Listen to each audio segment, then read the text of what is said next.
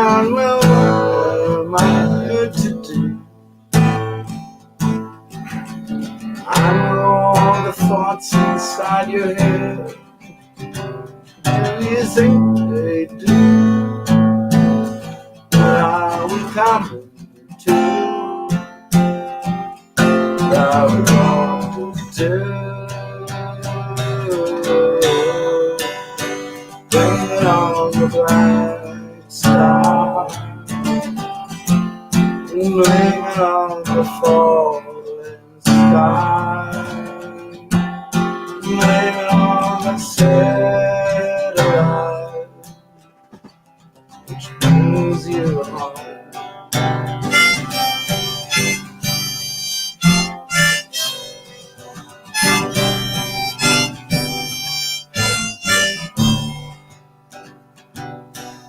Troubled heart is a troubled mind. I try to understand, what is it to you?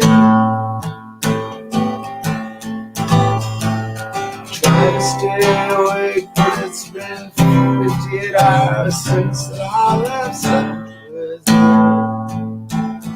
What am I gonna do? What are we gonna do? Blame it on the black star, blame it on the falling sky, you blame it on the satellite which brings you home.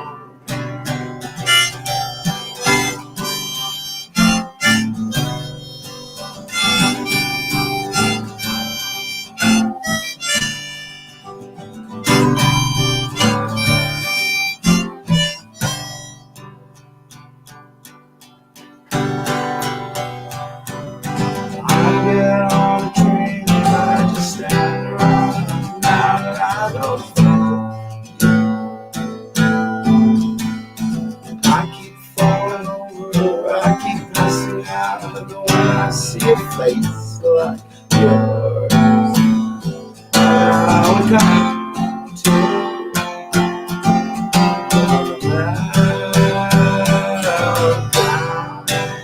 I blame it on the black star, I blame it on the falling sky, I blame it on the satellite which brings us home.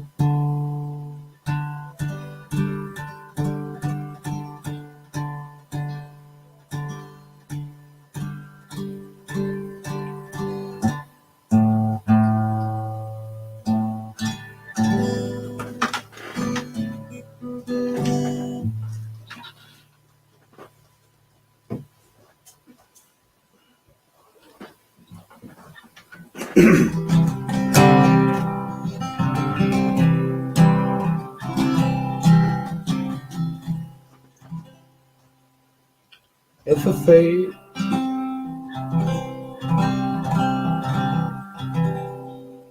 if a picture paints 1,000 words, then why can't I paint you? These words will never show you I've come to know.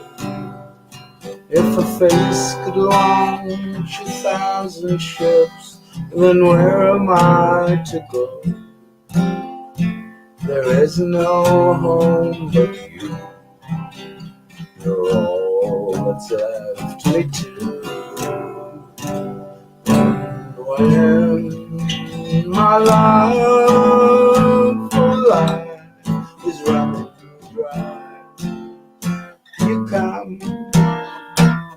for your love on me. If a man could be two places at one time, I'd be with you tomorrow and today, beside you all the way. If the world should stop revolving, slowly spinning down to die, I'd spend the end with you. The world was true. Now the stars would all go out, then you and I would simply fly away.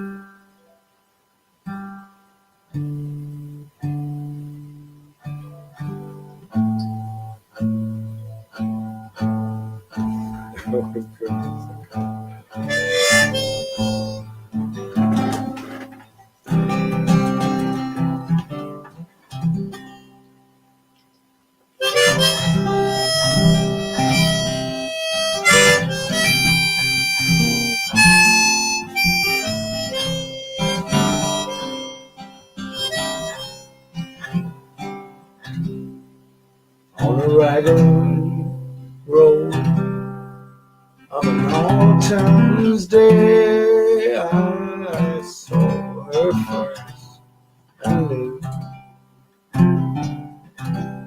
that her dark hair would weave a snare that I might one day rue. I saw the dangers and I passed along the enchanted way. And I said, let me beautiful and leave at the dawning of the day.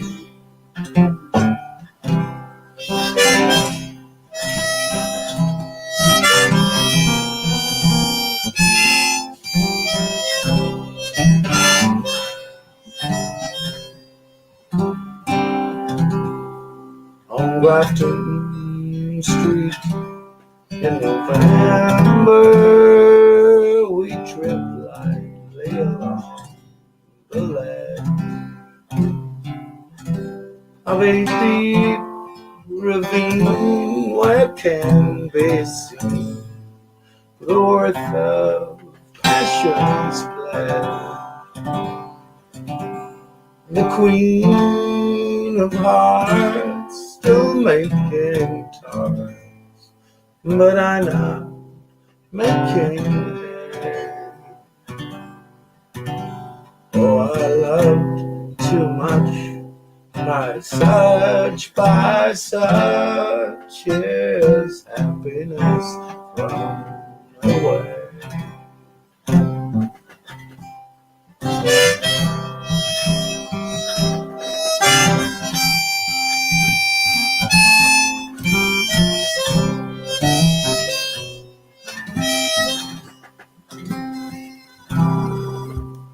I gave her a gift of the mind. I gave her the secret sign that's known to artists who have known true gods of sound and stone. With word intent, without stint, I gave her points to say,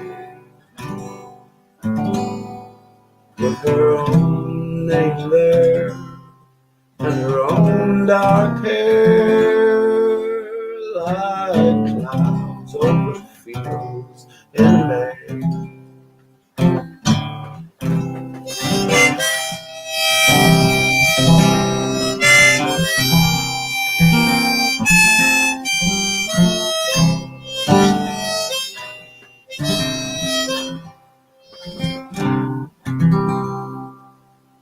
On a quiet street where old ghosts meet, I see her walking down.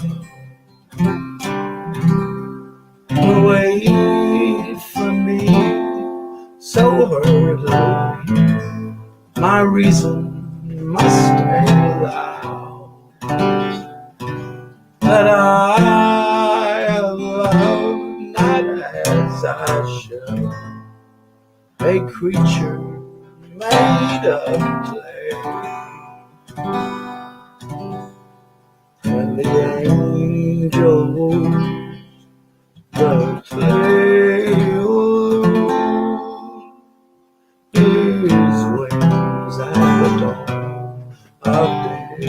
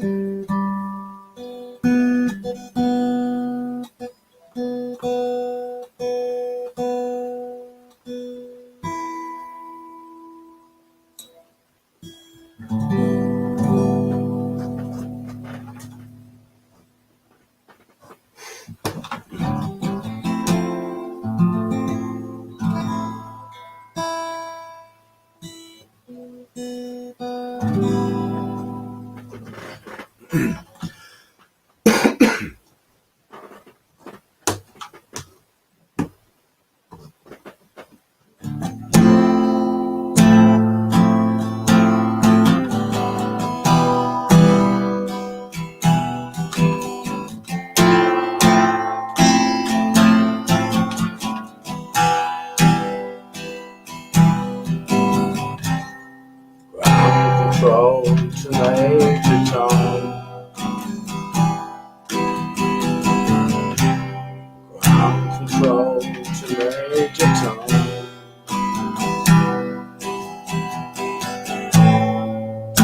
protein pills and put your helmet on.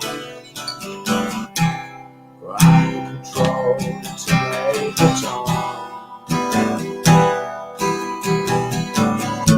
Cleansing countdown engines on.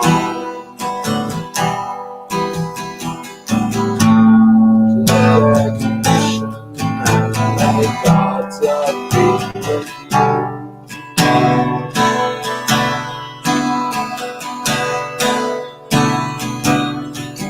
This is ground control to Major Tom. You really made the grade, and the papers want to know whose shirt you wear. And it's time to leave the capsule if you dare. This is Major Tom to ground control. I'm heading through the door, and I'm floating in the most peculiar way. And the stars look very different today.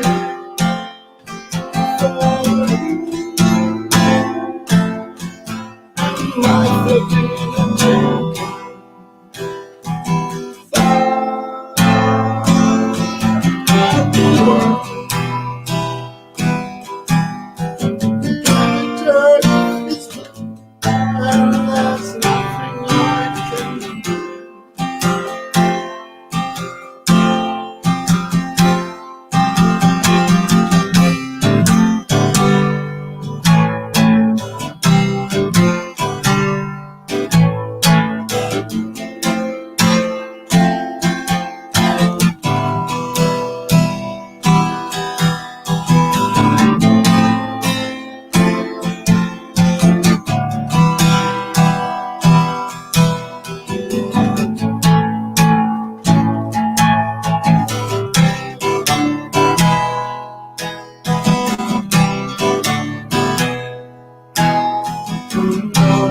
Past 100,000 miles, it's feeling rather still. It's like my spaceship seems to know which way to go. Tell my wife I've heard very much.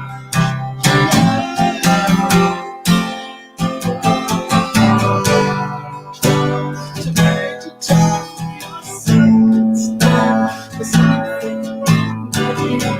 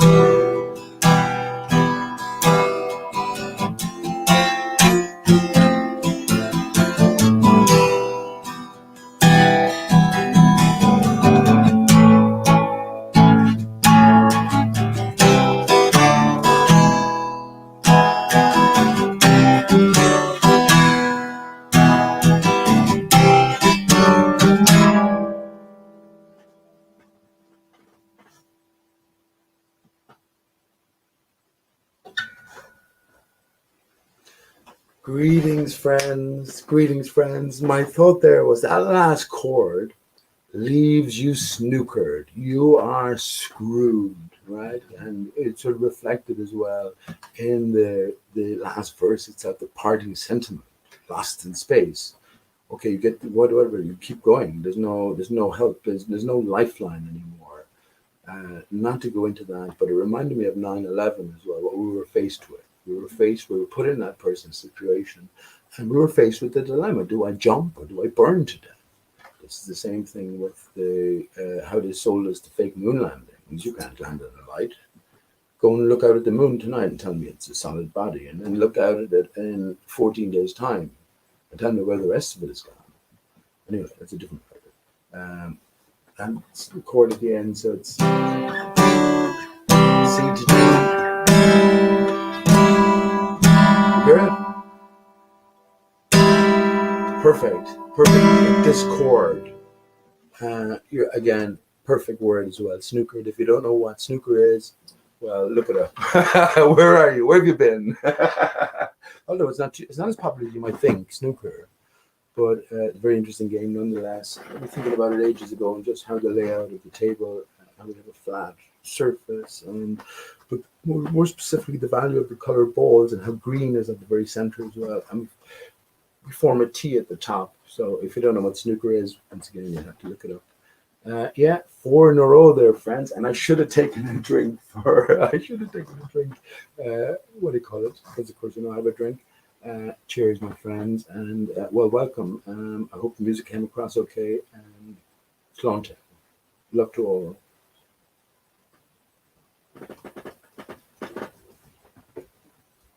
That wasn't quite the problem with the last song.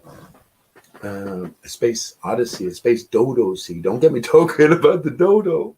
Did you hear the dodos all over the news? Did you hear that? And there's also a massive connection being made with the item that it's all over the news about, and 9/11 as well. And anyone who's paying attention, where's your head been? If you paid attention and didn't trust the authorities, didn't trust those in the know, you would have long since, have to have long since ended up. My Steve knew that 9/11 was a hoax back in when I knew it, which was 2010. I was getting information elsewhere from everyone. Pete is mad. Pete is crazy. Leave him go.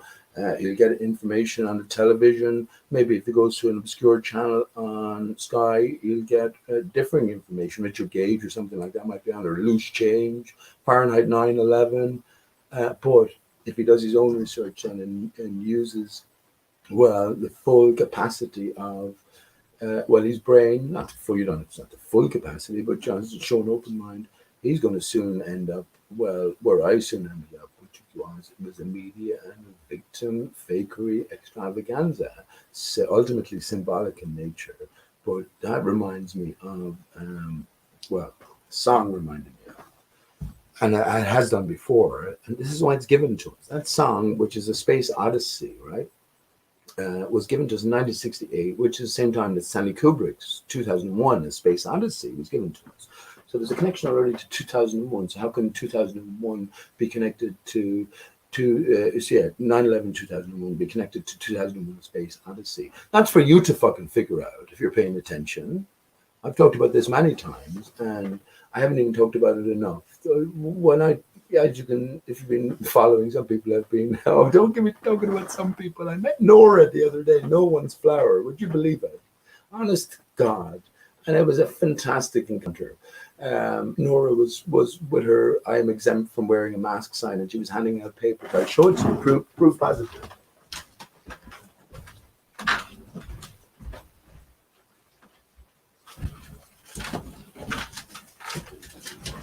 The Irish Life. Haven't read it yet, but you can get the gist of it by the front cover. Although, vaccine deaths soar. I don't buy into that as well. That's the other side. I don't buy into that, but that's what she was handing out anyway. And this woman just stopped in front of me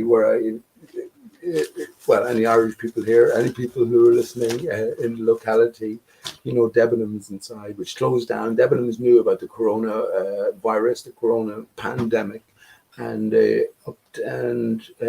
planned to leave, taking everything with them a few months before it hit, before anyone else knew about it. So that's cool. No worries. But it actually works out well for me because now there's a whole vacant shop front, and the shop is massive. 3 stories, and there's meat at the center of Limerick City. At the very cross, you have Patrick Street, O'Connell Street, William Street and what's the name of Sarsfield Street. And there I am at the very corner, blasting away. I sang my Corona's a Hoax song today, but not to, because I'm going to get into this a bit later. I met Nora, and it was a great encounter. Before she left, there was three hugs, three hearty hugs given, and anyone who knows No One's Flower over the years, she's been a permanent fixture pretty much from the start. And well, I guess her life is her life. How could you tell it? I guess I don't. I only met her briefly, but she has some stories to tell, I'm sure.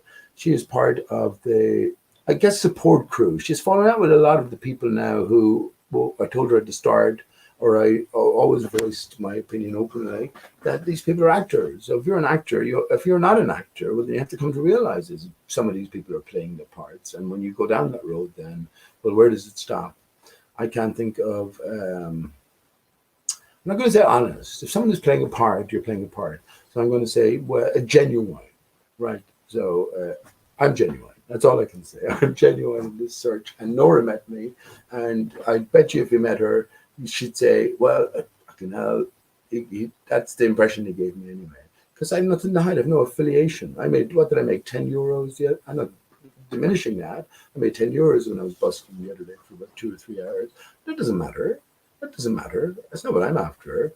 I was just great to be able to sing, and some of the different encounters, all of the best stories go untold, but they don't go forgotten, right? Unremembered.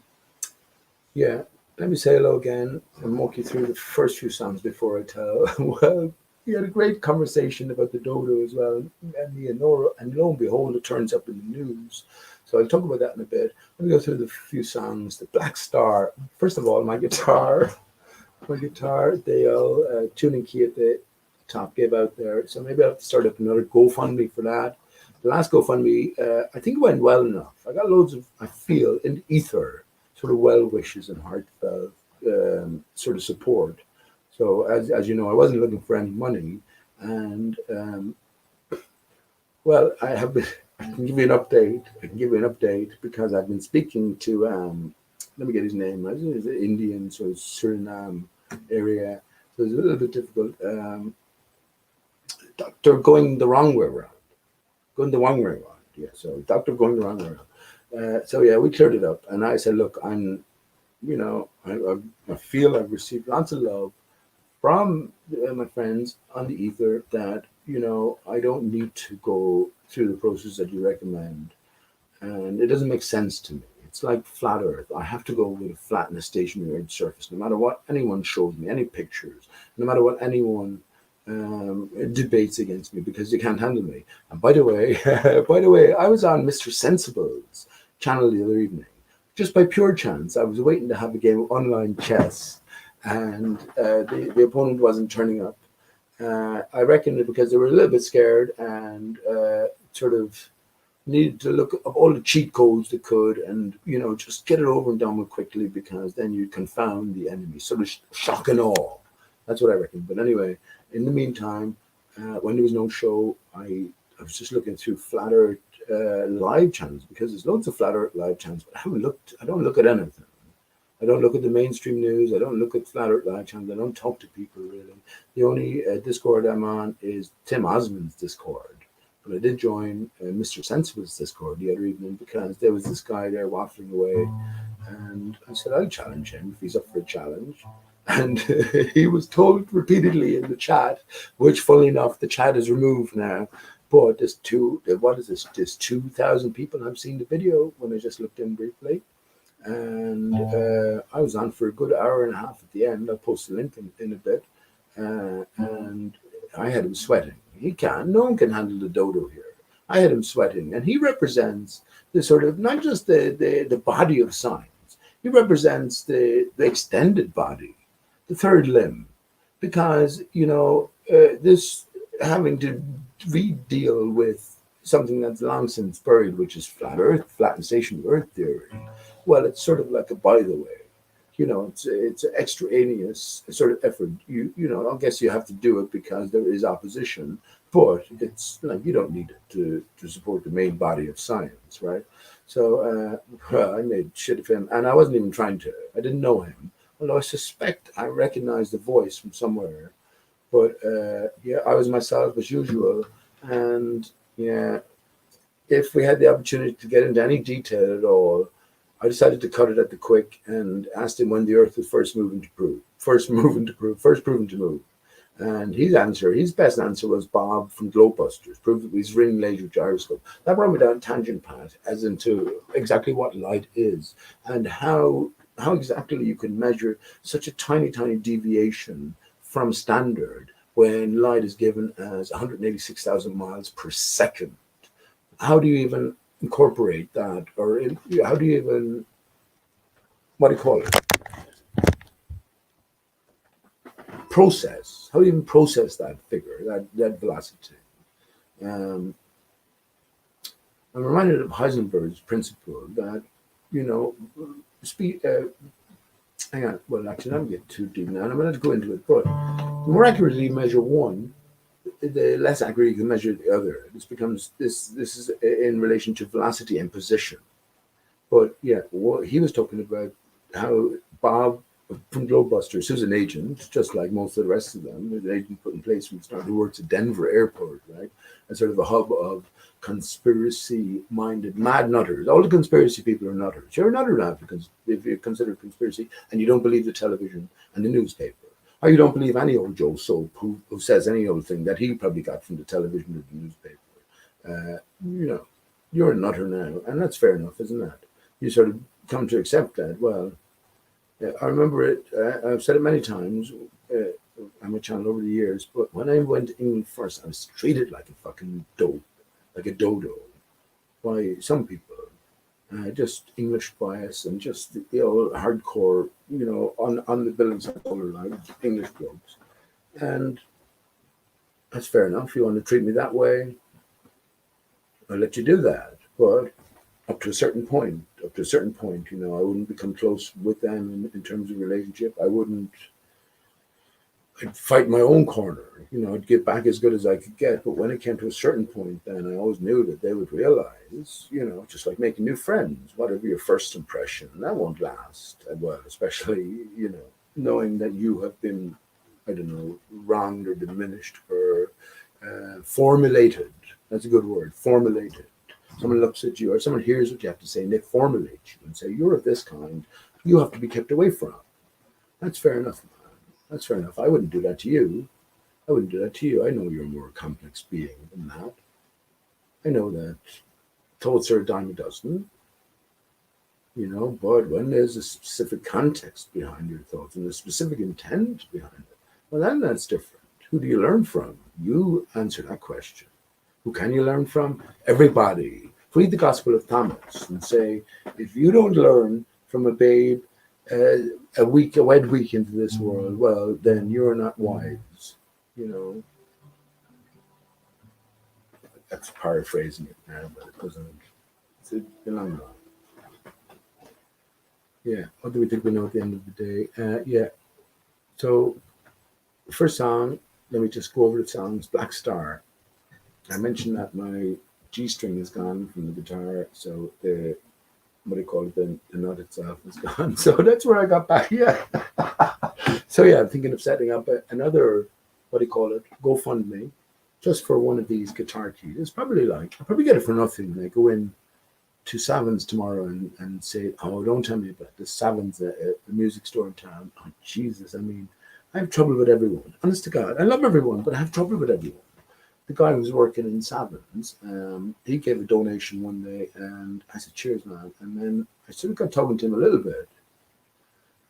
And doesn't it turn out that he has 3 friends who died from corona? And I'm going, oh, Jesus. And there's me telling him that corona is a hoax. In my true opinion, don't think what you like. I have no control over your brain. Likewise, think of what you like regarding the vaccine. I won't be taking any injections I won't be following any extraneous advice from whoever. No, I'm grand. My health is good at the minute. Well, how do I look? I wonder, how do I look? I think I look okay, and I feel okay. My breathing is better. Since I left the doctors alone, doctor going a long way around, I just said, listen, I'm cutting all ties. I'm going to deal with it myself. There isn't too much more picking to do, And all I had to do was go in from the front and just stick my nose down, rather than fucking whole procedure up the other way. But I wasn't having any of that. Come hell or high water, I deal with it, and my breathing is better.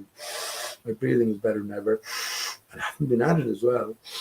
So yeah, I'm happy enough with that resolution. So yeah, my next GoFundMe, it might be for a guitar tuning key here, so I can get my G string. I can get my G string back on. Actually, it's not a G string; it's an E string. It's an E string. And funny enough, we have the E to E, Holy E, Spirit. You are the E, so we are divided. Everything relates to you because you're. This is what I've been thinking more and more. I mean, you are greater than the material. So everything in the material is crafted around you and your story. So we are the divided state. First of all, if you deny that you miss your opposing part, not part, yeah, what are you going to call it? Your counterpart, opposing part. Yeah. Well, what am I going to say? I don't know what it means to be a lesbian. I don't know what it means to be a homosexual. I don't know what it means to be a transgender.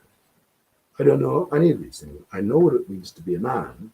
That's all I can speak for. So yeah, this is what I think this biological necessity is. We're told what's the basis, what's the foundation for your knowledge. If you listen to Mr. Sensible the other evening, let me bring it up now and post the link. If you listen to it the other evening, what's the basis for his knowledge? If you can show that your opponent is not an opponent, I go on there as myself. I was willing to go on. I was on camera and he wouldn't put me on camera. Okay, I'm going to put it in chat here. And yeah, if you can show your opponent up by, there's no way, Nora, no way. I was just talking about you, not about you. I was just talking about you. Nora, no way. Jump in. Honest to God, jump in. We have so much to talk about. Nora, did you know that they what do you call it? After we spoke the other day, what only happens? The Florida condodo collapse. Would you believe that? Would you believe that? Honest to God. There's Nora in chat. You don't have to jump in, by the way, Nora. Unbelievable. Unbelievable. Yeah, I was just talking about the GoFundMe for the tuner, the tuning key. That's gone. It's just I don't know what to do with it anymore. It sort of fixed it, and I was delighted I fixed it, and now it's gone. So I was going to start a GoFundMe for that because the other GoFundMe went so well, and now, as I said, I get so distracted, honestly. Into Savins, I go, and he'd probably give me one for free anyway. But the guy inside had a major fight with. Almost came to blows. I swear to you, on the street, just across from where we met last week, Nora. Just across there, and everything was going grand. He threw me a few pence or whatever, and I said, "Cheers, man." And then it was probably at the end of the song, and I was just asking, "Well, how's it going?" And I'd already been up to their shop and objected to wearing a mask on the grounds that I was exempt from it because I knew that Corona was a hoax, and they sort of objected to that. And by the way, let me say something. By the way, Eberhard said it to me today out of the blue, and I had a great encounter with Eberhard and his beautiful children, and especially Erhard, who's only the youngest. He's only about 11 months, and Amelia is, I think, about 4, and Conrad's about 6. But Eberhard, his wife, she was after having a miscarriage and desperately sad. So he was sort of at a loss. He didn't know what to. I don't know him that well. I spoke about him before, but we met again today, and we sort of sat down by the riverbank, and I just brought out my guitar and we sang a few songs, especially to the children who haven't really heard about the guitar too much or heard from me too much. But not to get diverted too much, as I easily can. Let me get back on track. So back to the guy in Savins. He Corona's a hoax. Maybe I was just after singing my Corona's a hoax song and asked him, "What do you think was Corona hoax?" And then he just reacted violently, saying, "No, Corona's not a hoax. My 3 friends died," and he's only in his 30s or something. I'm going, no way. First of all, I'm desperately sorry if that's true, if that's the case, but I still hold that Corona is, not to mention the H word so often, I'm just relating a story here, his story, and before you knew it, it almost came to blows. It really did, and yeah, we sort of made up recently as well when I went up looking for guitar strings because I had no guitar strings, and I explained the situation. I'm not against him at all, nothing personal at all. I still hold by my position. I spent a week in Limerick prison in isolation because I wouldn't wear a mask, nor would I do a corona test. No way. And look at me now. Am I healthy as anything? Yes, I am. You can take my word for that or not. You know, if you can go back over all of my shows and point out a lie to me that I've made, a deliberate lie, well, I'll hold my hands up. And all I can say is, well, you got me. And I have to say I did that. And then I might explain why I did that. But yeah. Yeah, anyway, Eberhard, yeah, miscarriage. And I hope it's not. I hope it's not. Shunua is her name, Chunua. And I'm not giving away anything here. I mean, no one knows these people. But he's a lecturer in mathematics. And one of the questions as we were walking up, I asked him and his son was, can you define zero for me? And I had difficulty, both of them. And he is a professor in mathematics in one of the top universities in Ireland at this stage, which is University of Limerick, which is all a load of bollocks, really. And yeah, I went to the University of Limerick. Yeah, I soon learned that it's all about just rinse and repeat. You put in the hours and well, you get the grades back. And I probably wasn't suited too much for the course I was doing, which was mechanical engineering. Oh, so that's the reason I mentioned Eberhard as well. So God love them. I give him a big hug, and I love all the children. They're so gorgeous. Honestly, they're a mix. Eberhard is he's about 38, 40, that sort of age, and his wife is Chinese, but he is Austrian. So the children are a mix, but they're so gorgeous, honestly. Um, the reason I mentioned that, he was looking at my nose today, and he, obviously we've met loads of times in the past, but always it was in his house last week for about 10, 15 minutes, just a brief walk around. So hopefully I'll be in there again because honestly, he is a lovely family. But he was saying, just to big myself up, he was saying that my nose is perfect. He said, you know, you have a perfect nose. I said, no way, man. And I told him about how I broke it and how I was trying to put it back into, I didn't break it as such. Well, I did, I guess. You know, this extrusion here was movable. So I tried to set it in the right position. And I was kind of going, yeah, I think I said it wrongly, but you're telling me now my nose is perfect. He said it's perfect nose. So I think it's the way I'm sitting. See, the bed is here. The bed is here, so I'm sort of sitting side of the bed, which gives it this a distorted, sort of skewed aspect of things. No way, Nora. So you just tuned in when I mentioned you. Well, there's so much more to go as well. I don't even mean that because I don't know where this is going to go. I'm going to sing some more songs, and I showed the newspaper just to sort of proof positive that I did meet Nora, and we talked. We had a reasonable chat a little bit about the dodo, and now the dodo reappears right in the Florida, which is reminiscent of 9/11 and also the Oklahoma. Both were hoaxes. Both, you know. No, what are you going to say? No one died in them. They were symbolic hoaxes. They were pre-prepared, and sure, the buildings came down. Demolitions took place, but they took place in a safe, controlled manner behind the scenes, while an external script is presented to, well, first of all of the news outlets, and then greater internet, and then, well, your ears. So everything comes back down to, well, where you find yourself at any one particular topic. If you're going to think you know everything, you have to leave yourself open to question. That's all. That's all. And if you fail, if you, what do you call it? If you don't succeed, it's like a chess game. If you don't succeed, right, I have the determination to try and make a greater game, to represent myself better. But then when it comes to the truth, how far are you willing to go?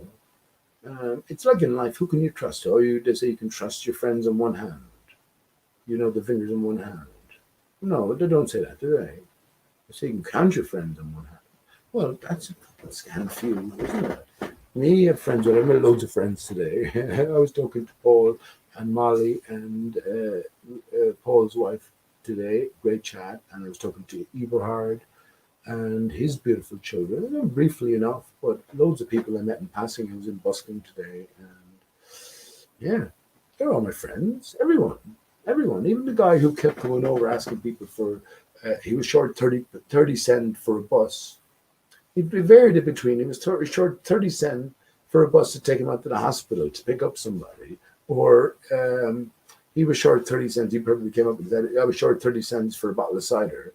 Now, fair enough. I'm busking here, and he knows me, sort of, he knows me, and I go, man, yeah, you're helping me out here, aren't you? But the thing is, if you gave him 30 cents, well, he's just going to ask the next person for 30 cents as well because he's short that for a bottle of cider that he needs to buy at the hospital. But even that, he's my friend. He's my friend. I have no problem shaking his hand. Actually, there was a guy a few weeks ago, and he just walked up from the park, and his head was all bleeding, and he was all upset. And I just went over and said, "Are you all right, my friend?" And I just whipped out a handkerchief, and he was telling me his story. I mean, I can't do much more. I mean, before long, he started turning angry against the guy who punched him in particular. I said, "But I don't know anything about that." I said, "Your face isn't too bad," and it wasn't. Like it was a bit of blood, and we got a punch all right. And yeah, after that, I would suggest forbearance. That's the best I can suggest. But if he was set on revenge, that's nothing to do with me. I can't take him aside and put him right. I said what I had to say and advised him against it. But what can you do? Well, yeah, onto these type encounters. Again, the best encounters go unreported. So yeah, getting back to the GoFundMe again. So yeah, send me your bank details. Just put them in my email and just leave your what do you call it, your wallet open so I can just put it on anything like and that'd be cool. If you don't mind. I mean if you don't mind, I don't mind. But otherwise I'm hoping to get it for free. And if I don't get it for free, I actually think that the guitar without the without the what do you call it string, without the G string, sounds okay, get away with it. Get away with it. I have another Spanish which I can show you.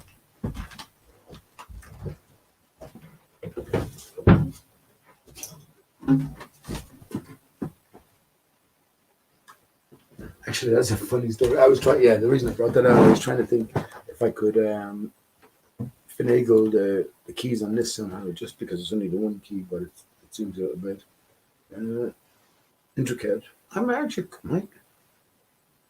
Now that I think about it, I might be able to wrestle something because all you ultimately need, if you think about it, you need as you're turning this side, you need this top just to turn that and wind the string. So I might be able to do that, but it would involve this, the destruction of this. I think. I might just leave the guitar, but I might actually maybe give me impetus to restring this. I have the old strings there. I actually bought this guitar in Ennis in one of the thrift stores. I don't know what it was, at Oxfam or something like that. And I think she sold it to me for 20 quid. I think she wanted 30 quid. I said, I'll give her 20 quid for that. And I brought it up to Tony. I haven't thought about Tony. Tony was a Dublin, I don't want to label people like this, but Tony was a sort of an arrival in Ennis, and he was from Dublin, and he had a alcoholic sort of lifestyle, and well, he still continued in it, but a lovely guy. Jeez, unbelievable, lovely guy. Just desperately sad stories. Like, so we were sort of friends for a while, and not. I was never an alcoholic, and yeah, I always. As I am, met some decent people in Ennis actually, but yeah, I bought him this guitar. Well, I bought it thinking of him, and it was in perfect. What do you call it? Working order for beginner guitar, and wrote enough chords or something. But he just didn't. He didn't have interest in it. So in the end, he told me to take it away, and that's what I did. So I don't think it's good enough to play sort of at the center of Limerick at any sort of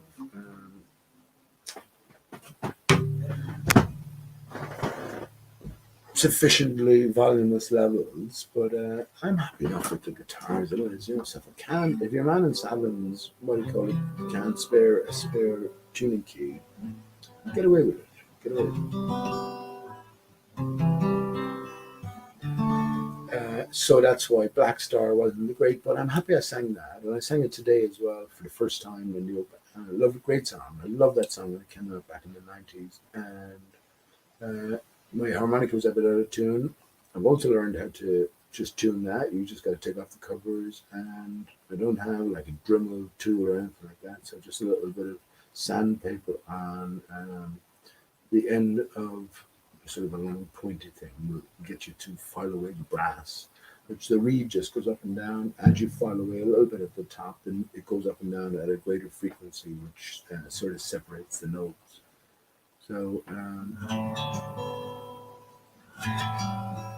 that was the first song, Black Star. I'm bound to sing that again. The second song was, what's the name of that? If? It's not If. Is it? If? I know it's a poem by Rudyard Kipling. If a picture, yeah. Is it a face? Yeah, if a face could launch 1,000 ships. That's the first. I always get mixed up with that. If a face, or if a picture paints 1,000 words, am I good?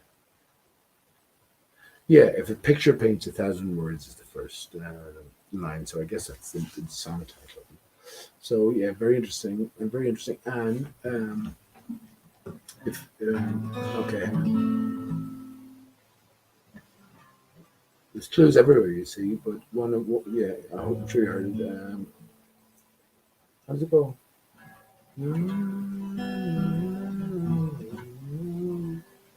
If the world should stop revolving, slowly spinning down to die, I'd spend the end with you. And when the world was through, the world never existed, slowly spinning down to die. Well, we're not spinning, we're not moving, but a certain part of the earth is. And, well, that certain part of the earth that is spinning, which is the core, I guess ultimately the roots taking you to the other side, well, it's intimately connected with the dodo. Isn't that funny now? And there's no one else talking about the dodo, I think, on earth. Isn't that funny? The way I am. And if you know somebody, well, actually, let me go for a cigarette and play you Nora's video.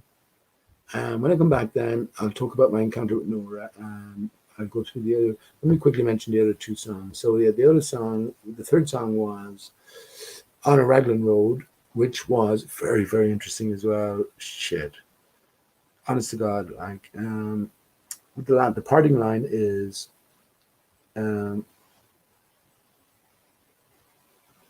When the angel woos the clay, he loses his wings at the dawn of day. It's so very interesting. What have we got mixed up in? What have we where have we found ourselves? This is the question for us all. And if you're not interested in these type of questions, well, you have no business listening in on people who do have interest in these type of questions, I would say. If you deem you to be the sort of pivotal, the central representation of knowledge, you have to leave yourself then open for, well, severe questioning, especially in these conspiratorial times where everything seems to be in potential anyway a lie.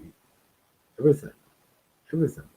You've been lied to 10 times by a male, female, by somebody, a character. Okay, they might have lied to you every time, but if they lied to you a lot of times, next time you meet them, you're not going to go back to square one, wipe the slate clean. No, you're not. You're going to learn. You have memory. Remember, Odin has thought and memory, one raven on each shoulder. Odin, God, Godin. We got to work out the letters. We got to work out the order as well. And if you go up north, if you reverse it, you have thorn. So which is positive, which is good, and which is bad. Another few things to think about. Getting back to a basic level, which is positive, which is negative. Think of the letters O, K, and KO, OG, and GO, and AT and TA. There's another one as well. What was I thinking? There's another one. That'll do for the minute. Oh yeah, OH and HO. So that was that was the one of the three. So it's OH. So think of these letters and the distinction between the order. OH and HO. That should be the first one. What did I say? OK and KO and OG and GO. So yeah, you decide which order decides what sort of value, if you want. Right, so I'm gonna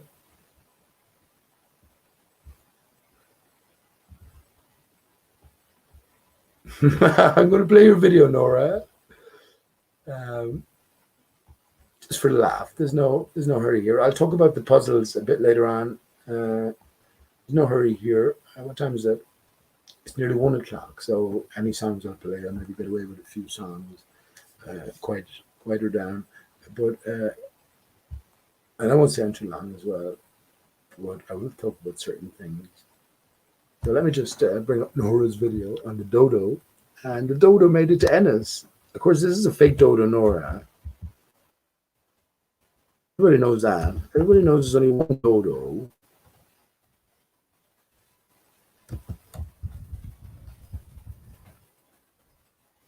Here we go.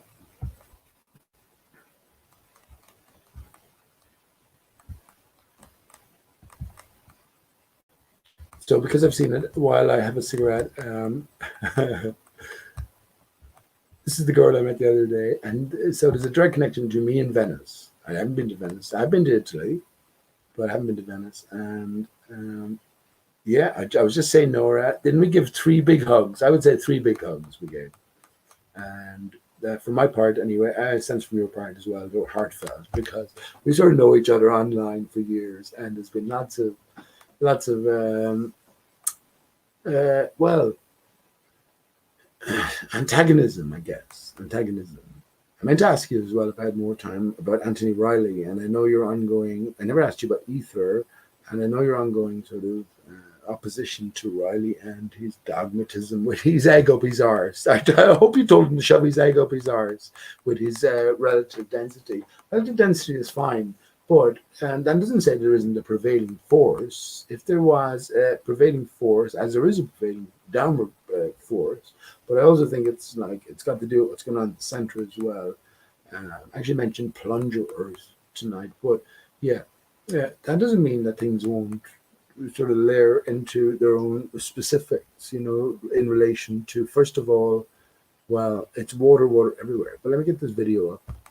Yeah, just to show you. Again, just for the crack. Because I have to go for a cigarette. Not that I have to go for a cigarette, I definitely have to go for urination. Euronation. And we're all the Euro nations now. Okay, share screen. By the way, I've played it a good few times now. The Secret Book of James. Do yourself a favor, and just keep playing it over and over again. I think the whole story is our story, right? So let me share a screen here. So don't separate yourself from the story. Don't trust your truth to others. Not likely anyway. So let me share a screen, and here we go. Fair play, Nora. So attention, Piche, strong evidence of dodo in non-mud flooded area of the plain. Aristarchus unseen. But that's, of course, that's an old report. And Nora has continued on her, what are you going to call it? You're not a worldly sort of search, Nora, because we know the world doesn't exist. Any place you go to, it's just over an extended span. So over an extended span, Nora's search continues to this day. And I think like Phileas Fogg, you've ended up back home, Nora. And that's where we're told that the answers lie. Back to where you begin. On a more serious note, that reminds me of one of the the Gospel of Thomas sayings, which how did it? Let me think about it. disciples were asking Jesus, well, how does it all end? And Jesus said, what are you asking how it all ends for when you've only just barely found the beginning? He said, where you find the beginning, there will you find the end. So very interesting. So here we go. Nora has gone all over the world, all over the flat plain, in search of dodo, mud flood evidence, and, well, anything at all. Any old straw of any old path, any old crumb of evidence leading towards Aristarchus being significant in any way whatsoever. So yeah, I reckon like Phileas Fogg around the world in 80 days, Nora was back to the beginning in Ireland, and she met Pete Shea the other day. So here we go. So this is for Pete Shea. I am in Venice. I was trying to investigate the mud flood a bit, because it's always flooding here, and look what I saw. Look at that. It's the Dodo Hang on, let me put it back to the Cafe. start because the volume wasn't up. Okay. Let me go full screen. So this is for Pete Shea. I am in Venice. I was trying to investigate the mud flood a bit, because it's always flooding here, and look what I saw. Look at that. It's the Dodo Cafe. It's the Dodo Cafe. Let's go into Cafe Dodo. This is for you, Pete Shea. This is the Dodo Cafe. Questo è il proprietario del Dodo Cafe. Dodo Cafe. Questo è il proprietario del Dodo Cafe. Hello, sir. Hello, sir. Hello. What is your name? Edward. Pero. My friend, Dodo. Your what is? Dodo. Dodo. Your name is Dodo. Edward. Edward? Edward. It becomes? My friend, Dodo. Your friends call you Dodo. Dodo. Yes. So Pete, there you go. You had it from the man himself. He's called Dodo. There you go. I'm actually really sorry that I haven't found anything about Aristarchus. But as you see, I've done my best. Thank you. Thank you.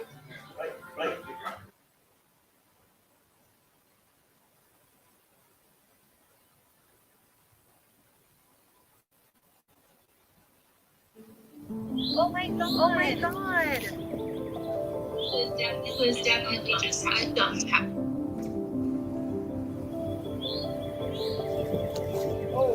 Oh, he's covered in ticks. He has clearly been out here for a while. It also looks like he's shedding. Poor guy. But we're gonna get you all cleaned up, buddy. Let's go home.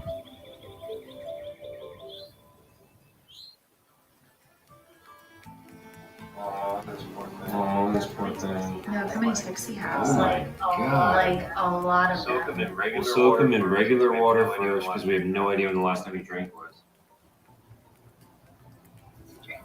Is he drinking?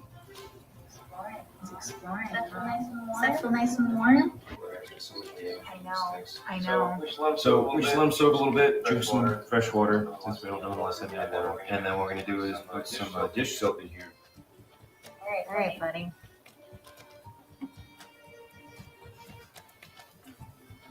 All over.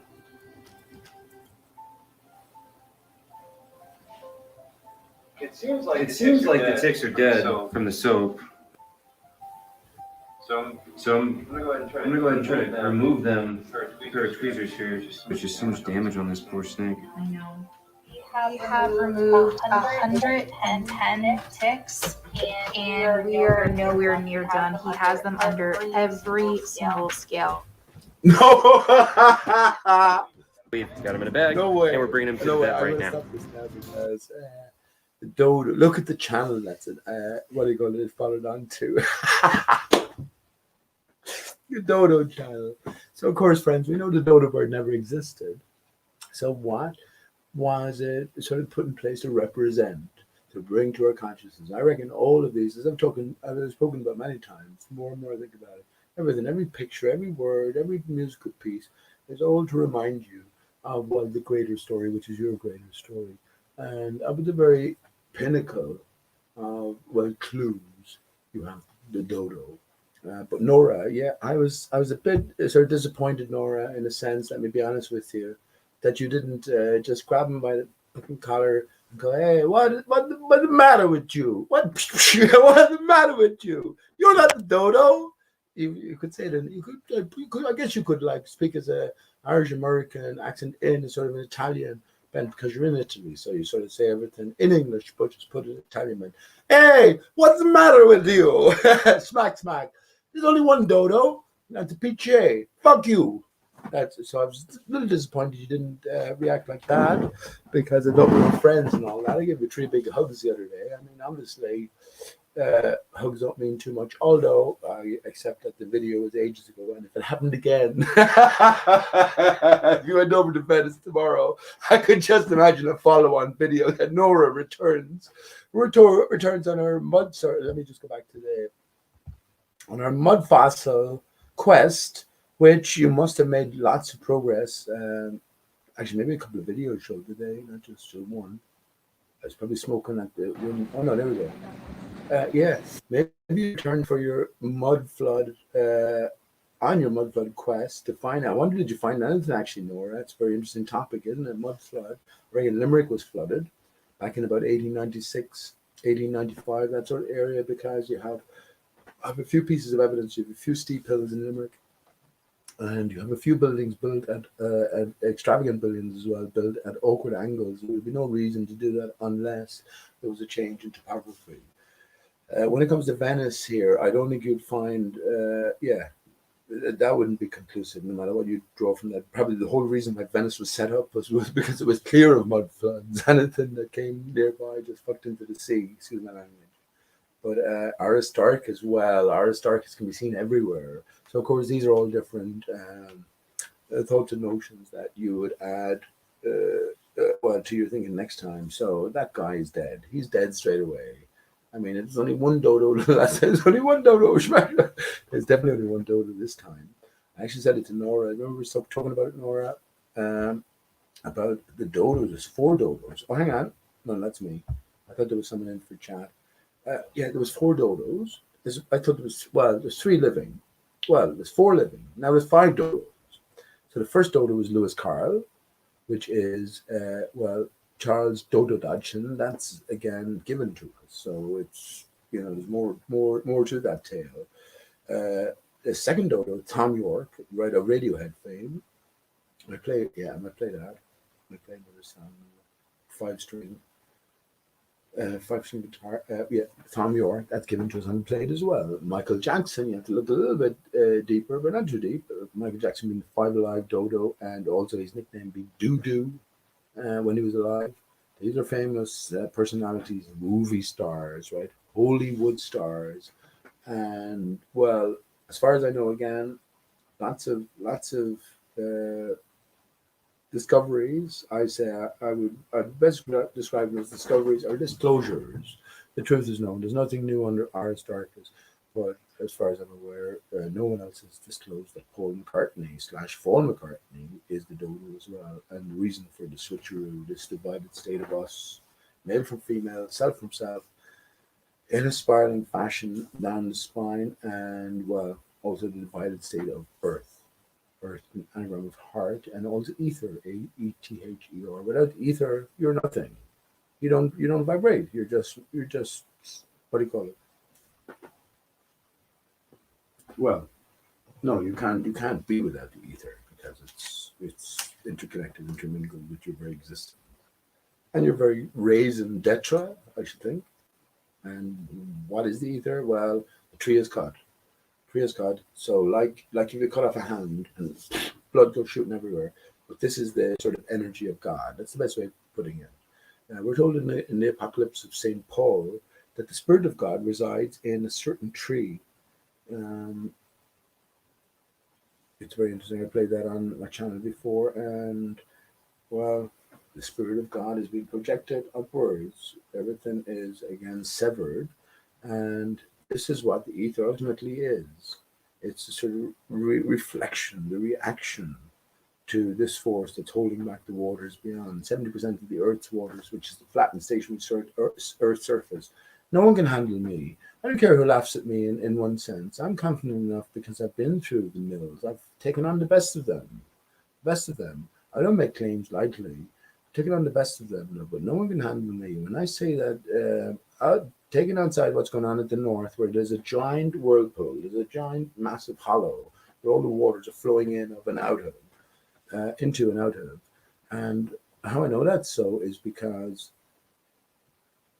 well, anecdotal evidence, but this is where the best sort of truths lie. A lifetime ship's navigator, Jim, I used to meet him occasionally. He told me that, yeah, the idea, first of all, of flat Earth was crazy. He'd been all over the world, sailing the ocean, navigating the ocean. But he did say, on open waters, all tides surge from the north. So that means there's an ebb and flow from the north center. And, well, maybe the pieces were there for us to put together from the very outset. And that's certainly one of the early pieces I had in play. So we live on, ultimately, the stumped surface of the tree of life. We live in a fractal reality. So it's like immaterial expressing into the material. So we have this sort of continual pattern flowing. But yeah, ultimately we live on the tree of life that's divided. We have a massive hollow at the center. The earth is inundated with water, but the tree is intact the other side. So the root is sticking through looking for purchase. So that's why I say bell earth. That's why I say bell earth. And that thing moves around. It moves in three directions. It moves in and out, round and round, and up and down and fall. We're just after the 21st of another day comes and goes, right? I wonder, does any day come and go? I'm not so sure what time is anymore. I think we all have a different perception of time these days. And ultimately, it comes back to your idea, your notion of a word that's mentioned. How far can you expand on any word that's mentioned? That's a challenge for you individually. I could talk to the wall, and even if I never heard a word, I'll try to break it down and I'll give my thoughts and views on it because, well, every word is designed. So once again, we are in material nature, and we're in this material realm, and well, maybe everything leads somewhere, leads us particularly somewhere. Yeah, Logan's around 666 subscribers. That's loads of times I've had that. I had that about 2 years ago as well. I've never bothered about subscribers. I don't want, not into that. That's not what it's about. I wanted to sell my channel. There's so much I could do. It really is. There's so much I could do, not just in music terms, but also in content terms. Do some work and get it, sort of bring other people in as well to work on videos. I put the offer out a load of times. I could produce a flat Earth map. I say a good working map within a month. I have all the clues. Again, understanding that I'm not bringing anything into being. I'm just piecing things together. And yeah, why am I not too bothered about that? Because the flat Earth map is already out there. The truth is already known. Yeah. Cheers.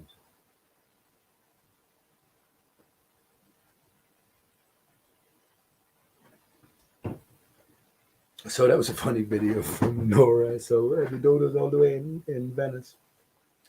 Yeah, 5 dodos. So Paul/Fall being the dodo, that's my find. I don't know anyone else who's fun, or I don't know anyone else who's on this path. Once again, the internet connects the world, so we're all intimately connected. When you think about it as well, the world has become so small that anywhere you need to go in an emergency, you can be there in 24 hours. Anywhere in maybe 48 hours, exceptions, but that sort of time scale. So the world is really small. Whereas before, 100 years ago, if you wanted to go to America, you were talking about, I don't know, what, 3 or 4 week trip at least? Maybe 3,000 miles? I don't know. It's a massive haul. Massive haul. No way of communicating to people back home as well. The one thing about Corona, it allowed people to communicate. So there wasn't complete and total isolation. And you can be sure the people who were isolated were given computer and internet sort of facilities to help them cope with the dreadful, what do you call it? What do you call it? I even said it to my neighbour tonight. I said, Kieran, I said, yeah, I mean, my stance is clear. I said, from the very start, I knew it was a hoax. I knew it was, and I never worried 1 ounce about anything. Anything. I never worried that I was going to pick up anything from anyone, anywhere. Never. The only trouble I ever had was, well, why aren't you wearing a mask? I don't want to wear a mask. Corona's a hoax. Well, yeah, but no, I don't want you hurting me. So how am I hurting you? You know, all this sort of stuff. Ultimately, now where I go, I don't have to wear a mask, except at the post office. And now it turns out the woman who said Pearl, would you believe Pearl is her name in the post office?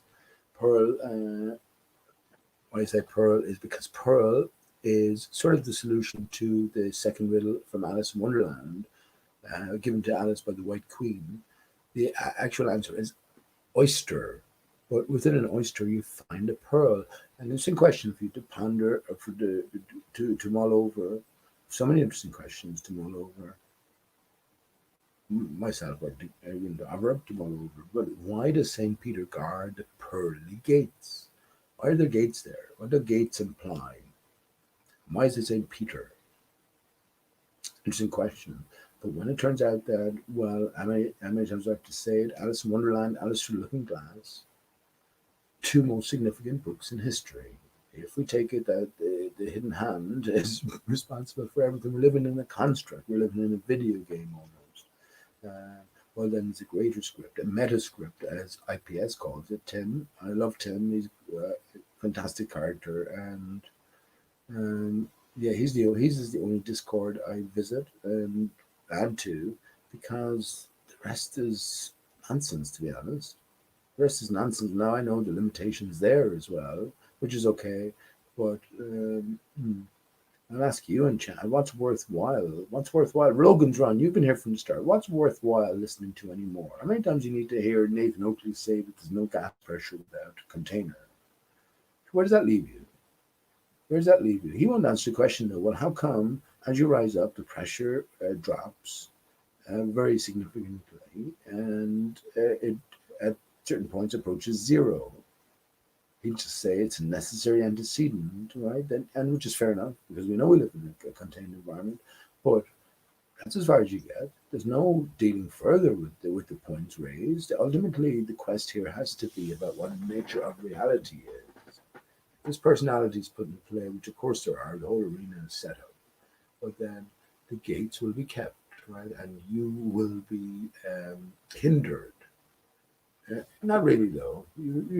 By seeing through the act, then you can move on, and so leave that thinking behind.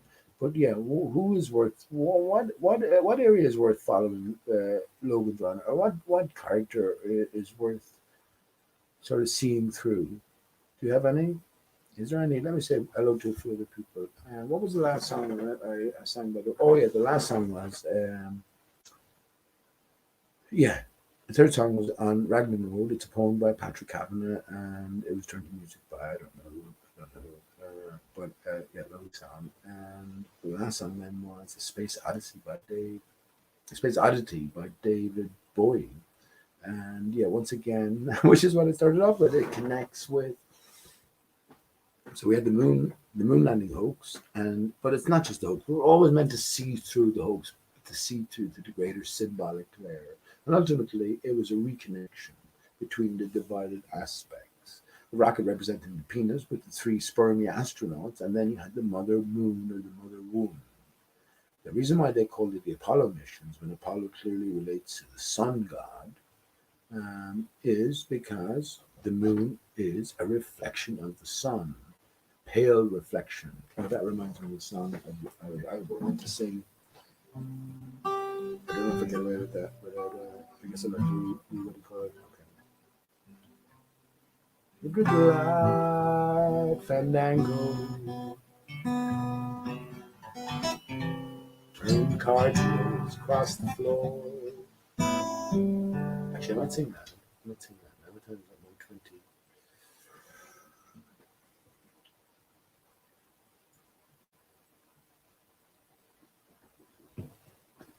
Yeah, the reason I was a bit off with a Space Oddity was, again, used to sing that out loud and sort of having to stifle stifle the volume. So let me try this a little bit.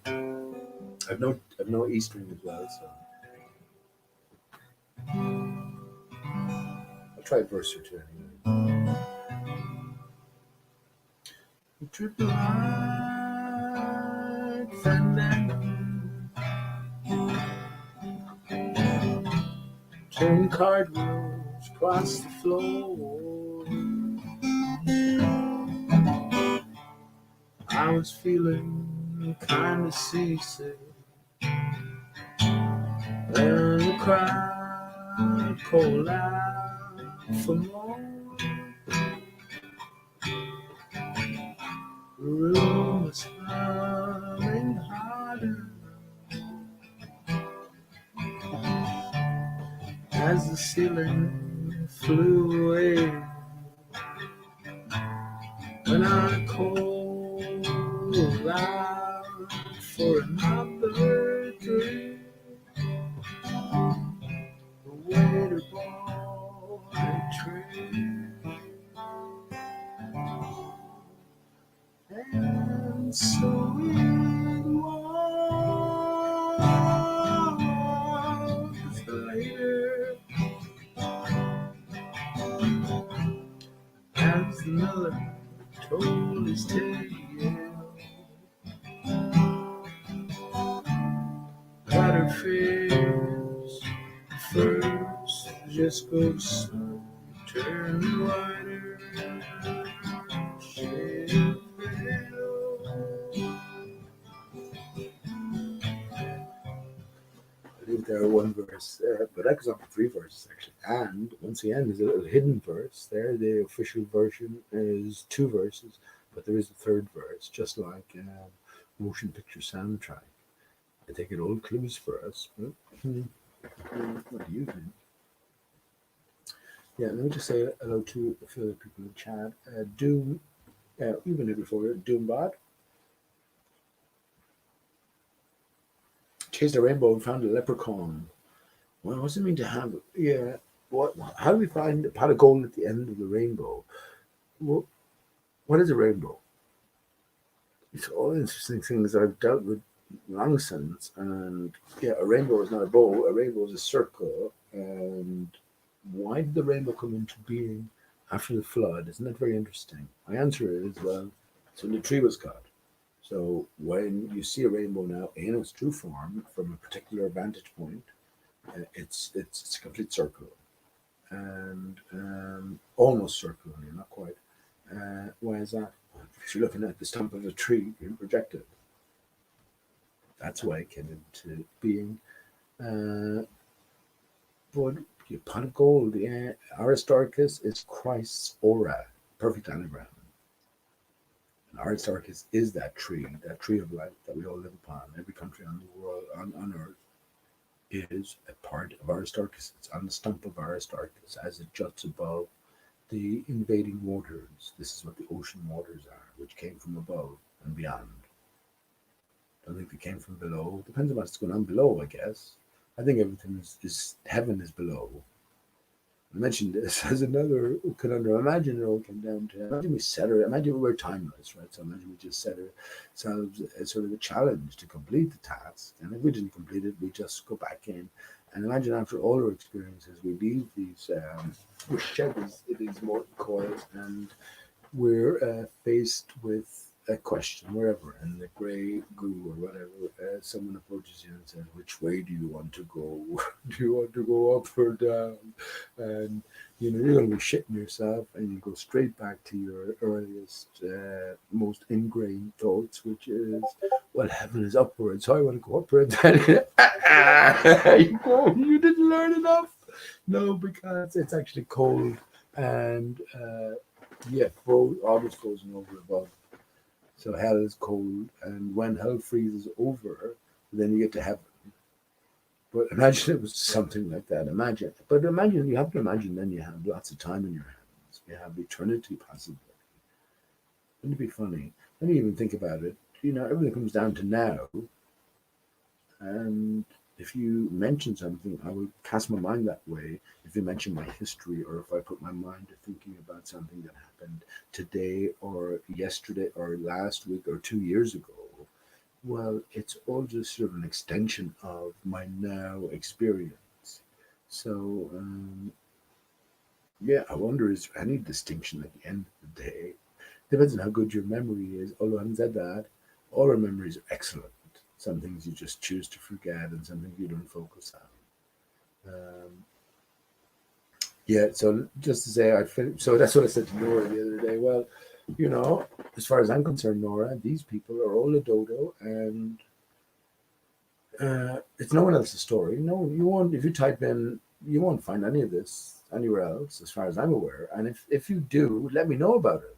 Let me know about it, because I'd love to meet somebody on the same path or same track as I am, but I've yet to. I know lots of people appreciate the information, but there's never any great feedback in a sense. You know what I mean? No one ever sort of carries the baton onwards, because it's not just my baton. But yeah, if you know of someone else, let me know. We can butt heads, share ideas. Until then, yeah. Um, that's what I said to you, Nora. As I see it, this greater theater, these are the four dodos. I'm not a multimillionaire. I'm not world famous. I'm not historic. But perhaps I'm the only real dodo. I should think so amongst the other choices. Jesuisdodonomore. Picked that name for a different reason. I didn't know where it was going to end. Not that it's ended yet, but I didn't know that I was going to find myself in such exalted company, if you want to put it like that. Although I don't think I was in exalted company today. I was in exalted company. I wanted to give Molly a big hug, but it wouldn't be. It's not that it wouldn't be right. It's not. I'm just saying her dad was there and her mom was there, and she says actually Molly came over to the door the other day. She said, "People, I miss you," which is yeah, pretty special. But yeah, that's the exalted company that I view it up. And when it comes to this greater script, I can put the pieces together. And yeah, that led me to a lonely place anyway. But now, once again, to bring up the dodo with the Florida collapse. Well, actually, let's bring it up for the sake of. I'm still sharing on that. That's okay. Let's bring it up for the sake of. I don't know anything about it. The Florida Condodo collapse. I have no idea about it. I heard it referred to as the Condodo collapse. Anyway. Now,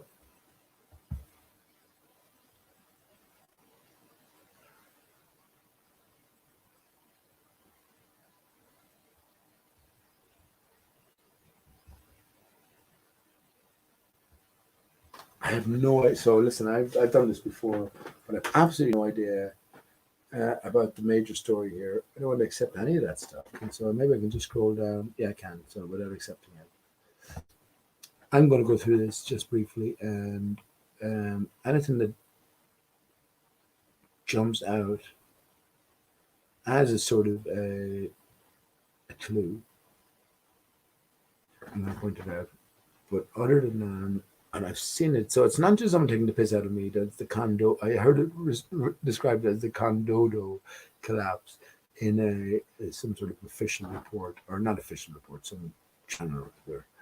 But I'm not too sure in the specifics there. I don't get involved in this sort of stuff, so I have no idea what's really going on here. Although I have heard it compared to the Oklahoma collapse. I can go into. Let me actually while I'm on share screen.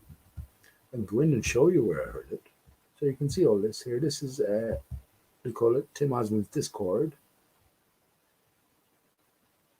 Oh, Nora, if you're watching, right? So that's me, Je suis Dodo.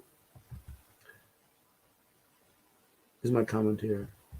I said, in the image above, is that Lucifer Tim, by any chance?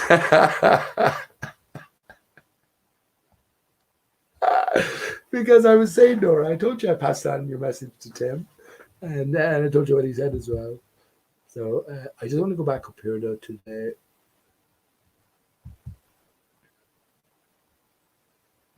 to some of the collapse sequences, and not sequences, just the comparisons.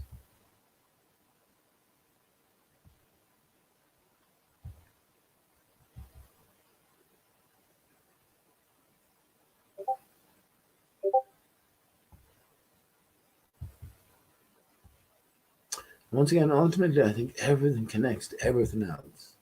Now, let me say briefly about the, what do you call it, the 2018 2021 puzzle. I haven't been able to solve it, friends, and I'm not too bothered about that. I was hoping to solve it before the 25th, and I was thinking, well, I mean, it took me ages to solve the last one.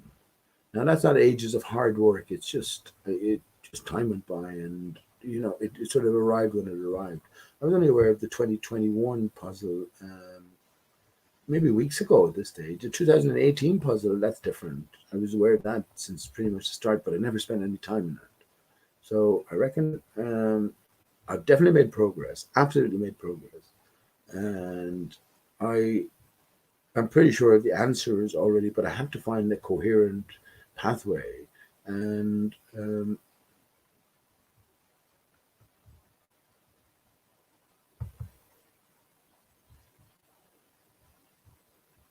I'm just looking for the side by side with Oklahoma.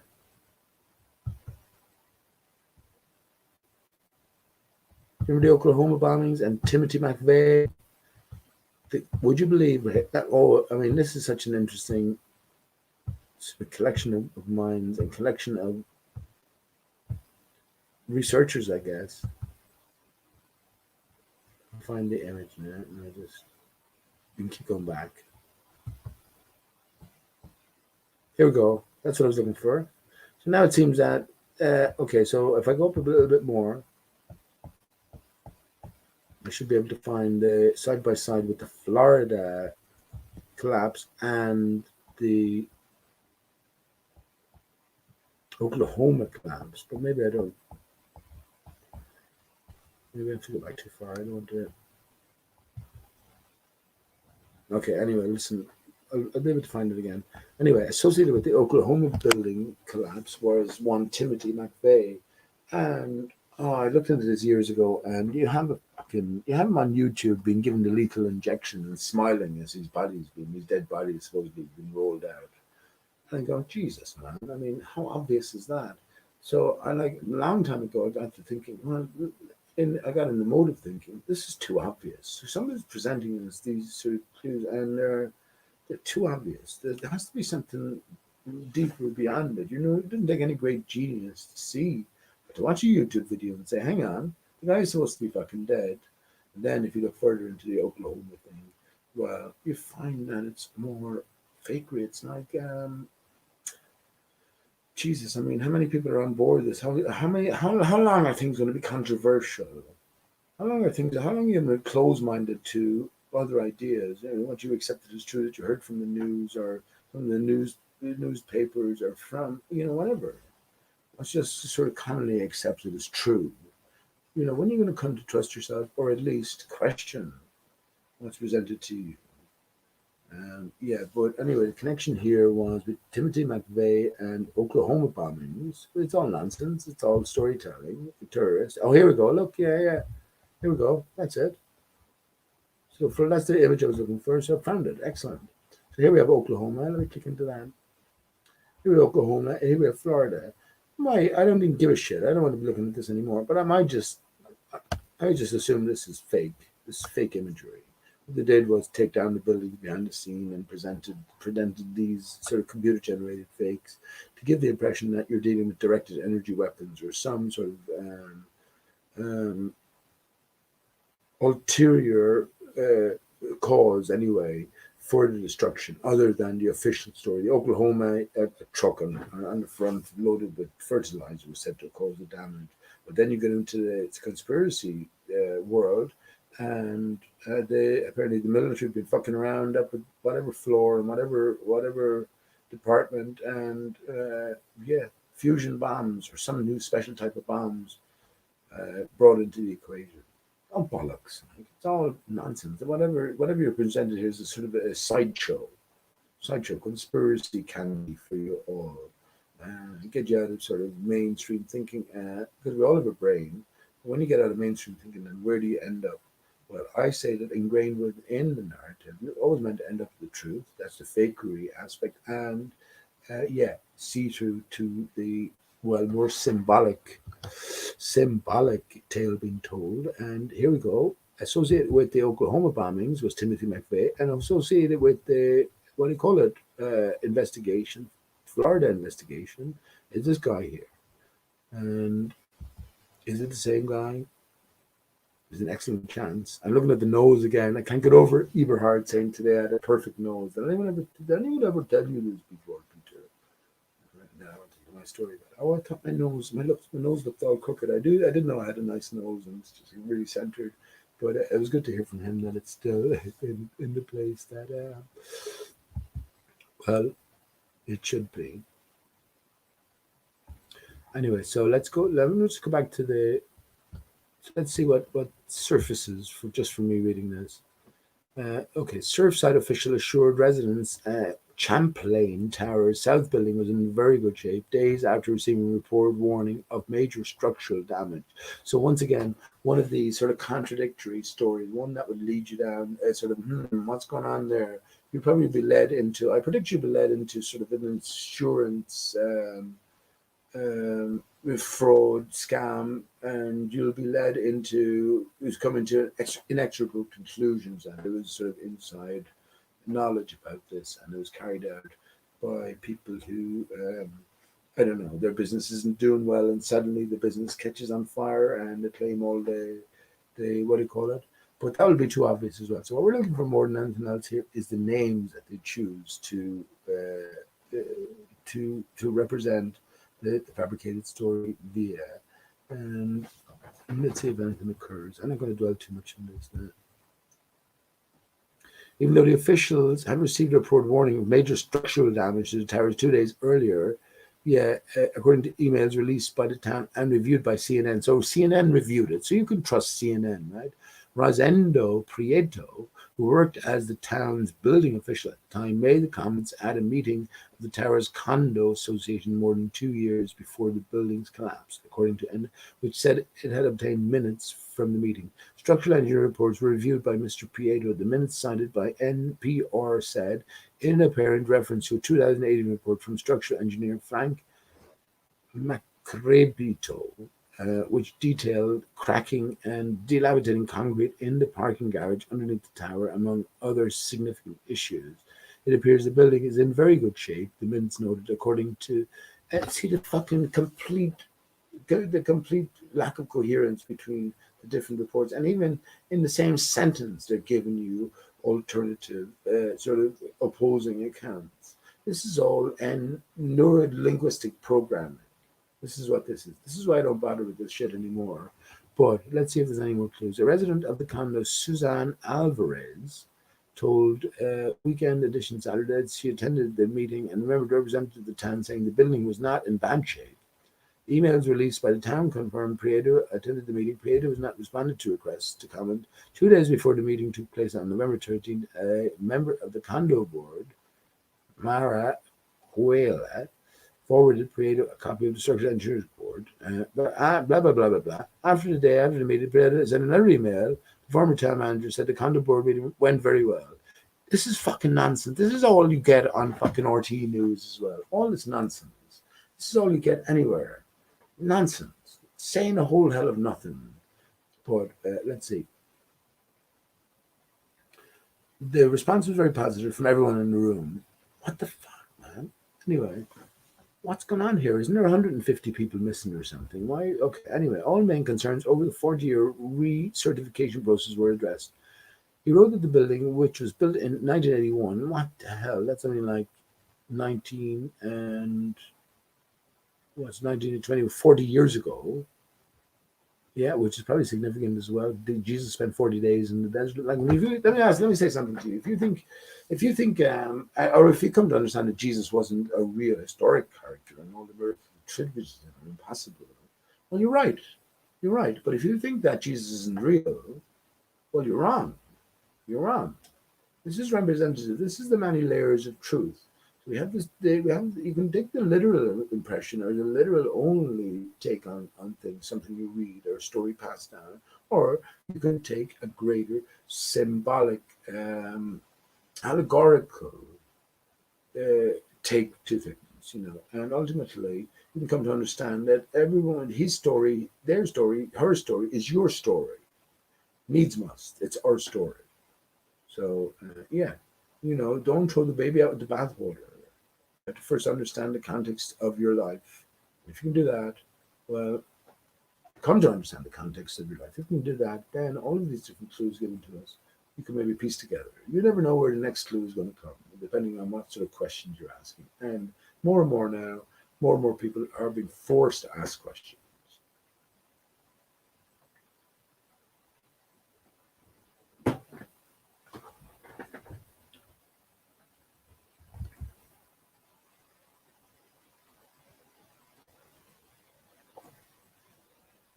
That sounds like a little bollocks to me. I'm not even going to follow that further. I'm not even going to follow that. That sounds like a little old bollocks to me. But um,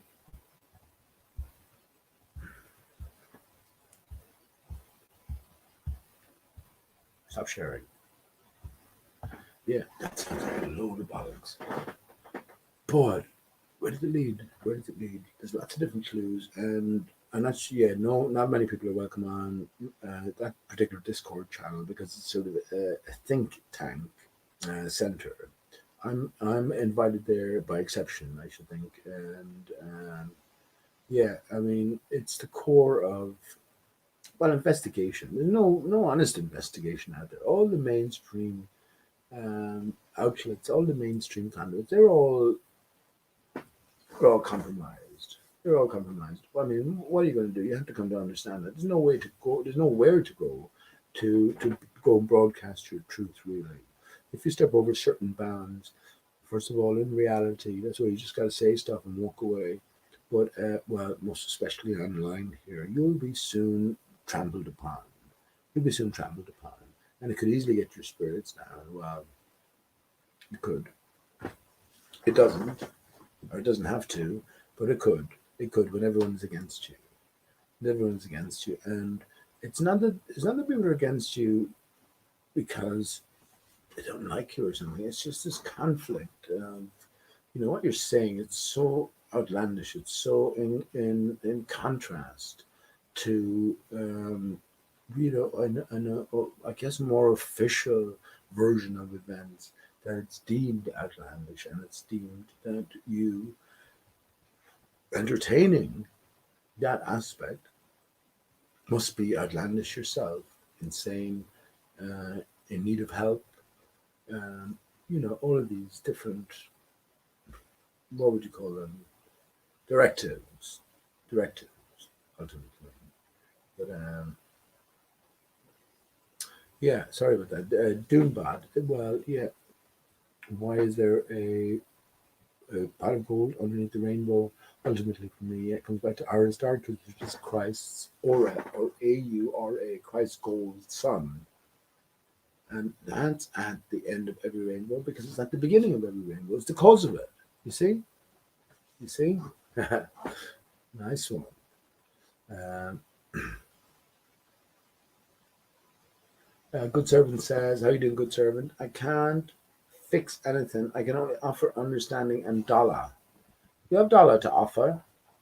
That's gone back ages now. And you can trust only Jesus. That's fair enough, man. I'm not going to... Okay.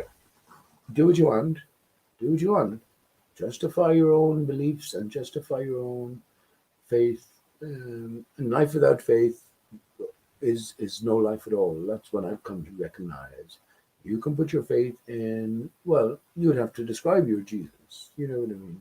And then you'd say you revert to the Bible and go, well, that's pretty much who I am.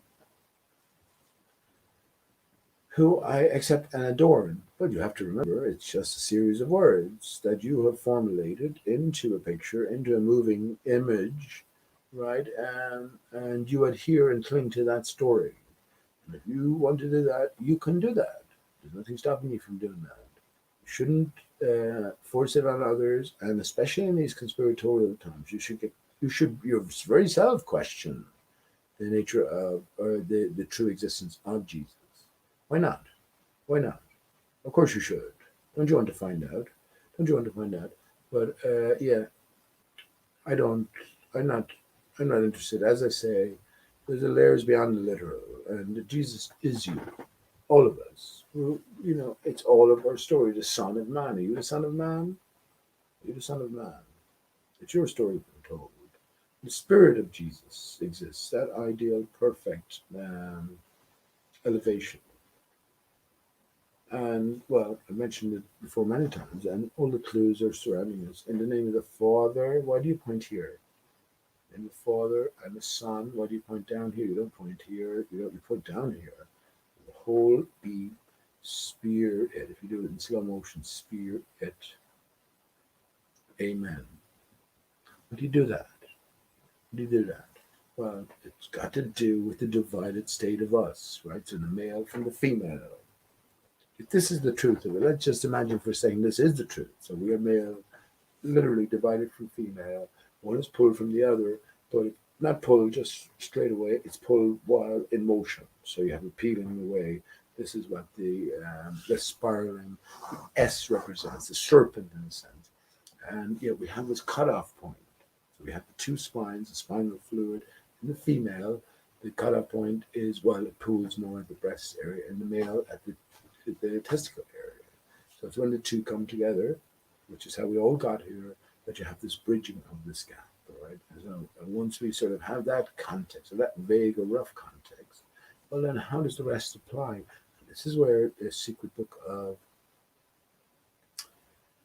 James comes into it again. I'm going to play it again. There's so many things I could talk about. I haven't even talked about anything, right? I haven't talked about anything in particular, fucking hell. But yeah, I'm not going to stay on too much longer because, yeah, I wanted to say I'm not shying away from the two puzzles. I'm not taking it overly serious as well. I thought I had to solve it. I've made a few, yeah, made progress. And when I do solve it, I'm still working on it. Yeah, you'll be the first to know. Once again, I'm not too disappointed that I haven't solved it. Everything in its own time. And, well, indeed, there will be time. Let me just.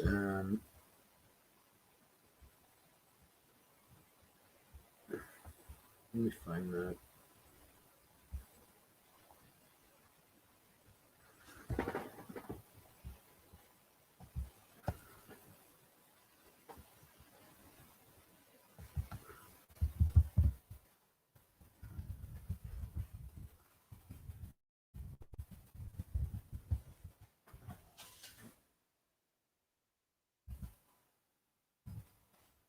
Here we go.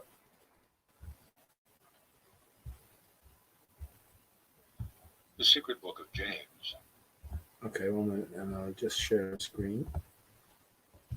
I think this will be worth listening to again, and I'll be playing it. It's about 16 or 17 minutes long, so I'll probably leave it with that. And yeah, get you just to sit down and consider. And once again, the context being this divided state. There's no greater questions here. There's the who, what, where, when, why questions. This divided state of us is constantly referenced, male from female, and self from self, especially. When you imagine your female, when I imagine my female counterpart, my left brain is not her left brain. There's this crossover here. One, we're told, male has a certain focus, and a female brain has another focus.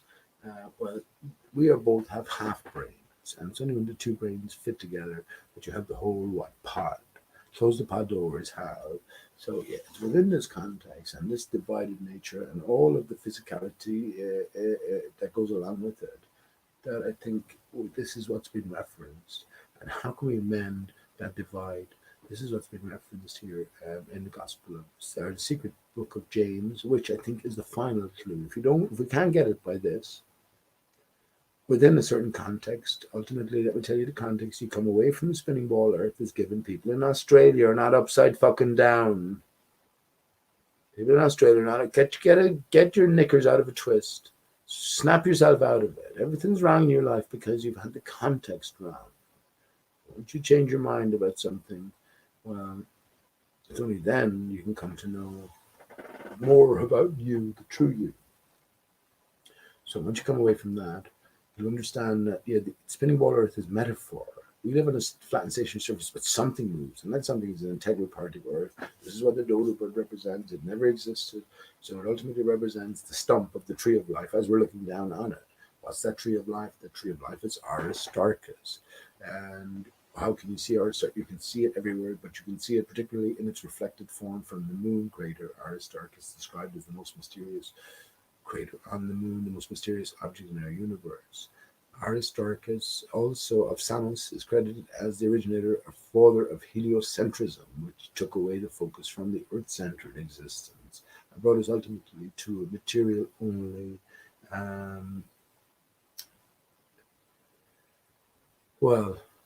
dead end, ultimately leading you to a situation where everything are you coming to accept from the great minds, right? Because they all have it figured out over you, that everything comes from nothing. So you just deal with it. If you can't handle that, you're not smart as me. Right? So, yeah. But once again, if we get beyond the literal, everything coming from nothing, everything is represented as the 8, which is infinity. Nothing is represented as 0. What's the relationship between the two? You can see a yin yang with an 8 between the 0. Can you see that? There's also something else there, though, which is the 1. You twist the 0 once, you get the 8, symbol for infinity, called lemniscate. You keep twisting it, like a piece of what do you call it, dough. Keep twisting it. Well, infinite number of times you get the 1. You get the 1. So we have the 8, the 0, and the 1. So these are all aspects of your makeup. So pay attention. And once again, bodily fluids. When Jesus talks about being filled and knowing when not to be filled, yeah, my own thoughts on the semen has to make the journey. It's cut off where it is. So if you pick the right time, you have to know when to release, and you have to know what to do, right? If you pick the wrong time, then well, you're up for screwing up. So screwing up. So ultimately, this is the story of you. What are you going to do? Are you going to shy away from it? What time is it now? It's kind of 2 o'clock. So by the time this ends, it'll be 2:15. So I'll just leave it there and then say goodnight now and shut down it pretty quickly after that. I played enough songs tonight, enough bits of songs. And, I talked about a few things here and there. Okay, so let me share my screen again and say thank you very much for tuning in, friends. And once again, anyone who wants to have a conversation next time, just join. And yeah, I do better generally with just having someone to bounce things off of. Which, if you go to Mr. Sensible's channel, I did a good job, and I wasn't even trying. I mean, once again, these people are easy to expose because they claim to have an open mind. They claim to have a science acumen. And of course, science involves asking questions all the time, doubting everything. These people have no doubt. They only have certainty. When you broach even the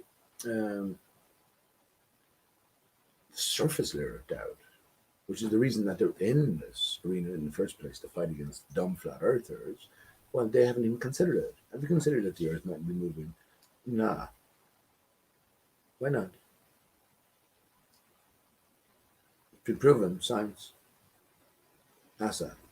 Okay, but as an alternative hypothesis, have you considered the Earth's surface you're standing on? It might not be moving. Like everyone who's ever walked on the Earth's surface has experienced the Earth not to move. No. Okay, well, you're gone then, right? Anyway, so we're always going to see through these characters and then ask the next series of questions. And ultimately, everything comes back to you wonderful you. It's about you coming to find yourself. Here's our final set of instructions. Whatever, let those with ears hear, let those with eyes see. So let me share my screen, and I bid you good night, my friends. Thanks for tuning in, and love to all. I love you, my Steve.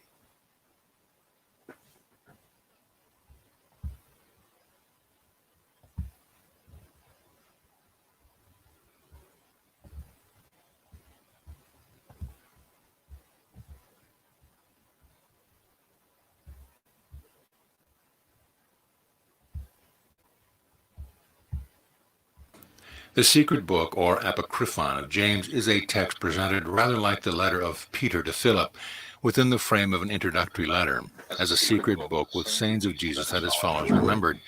According to the text, this is the second such secret book that James sent. The letter of James is addressed to someone whose name is preserved imperfectly in the papyrus, with only the final three letters, in Coptic or Greek, visible. Some scholars have suggested the name or the recipient of the letter may be restored to designate Cerinthus, a Christian teacher who flourished in the early 2nd century and who proclaimed a Christology similar to the view of Jesus in the secret book of James. Let me just say, bollocks. Excuse my language. Bollocks. None of that's true. These are all relatively recent scripts, and ultimately we have to sort of enter this understanding that this is all ultimately by the same hand. It's all a series of clues for us. So this is what we've been pointed to from, first of all, the Bible, then from the Gospel of Thomas. So the Bible points to the Gospel of Thomas.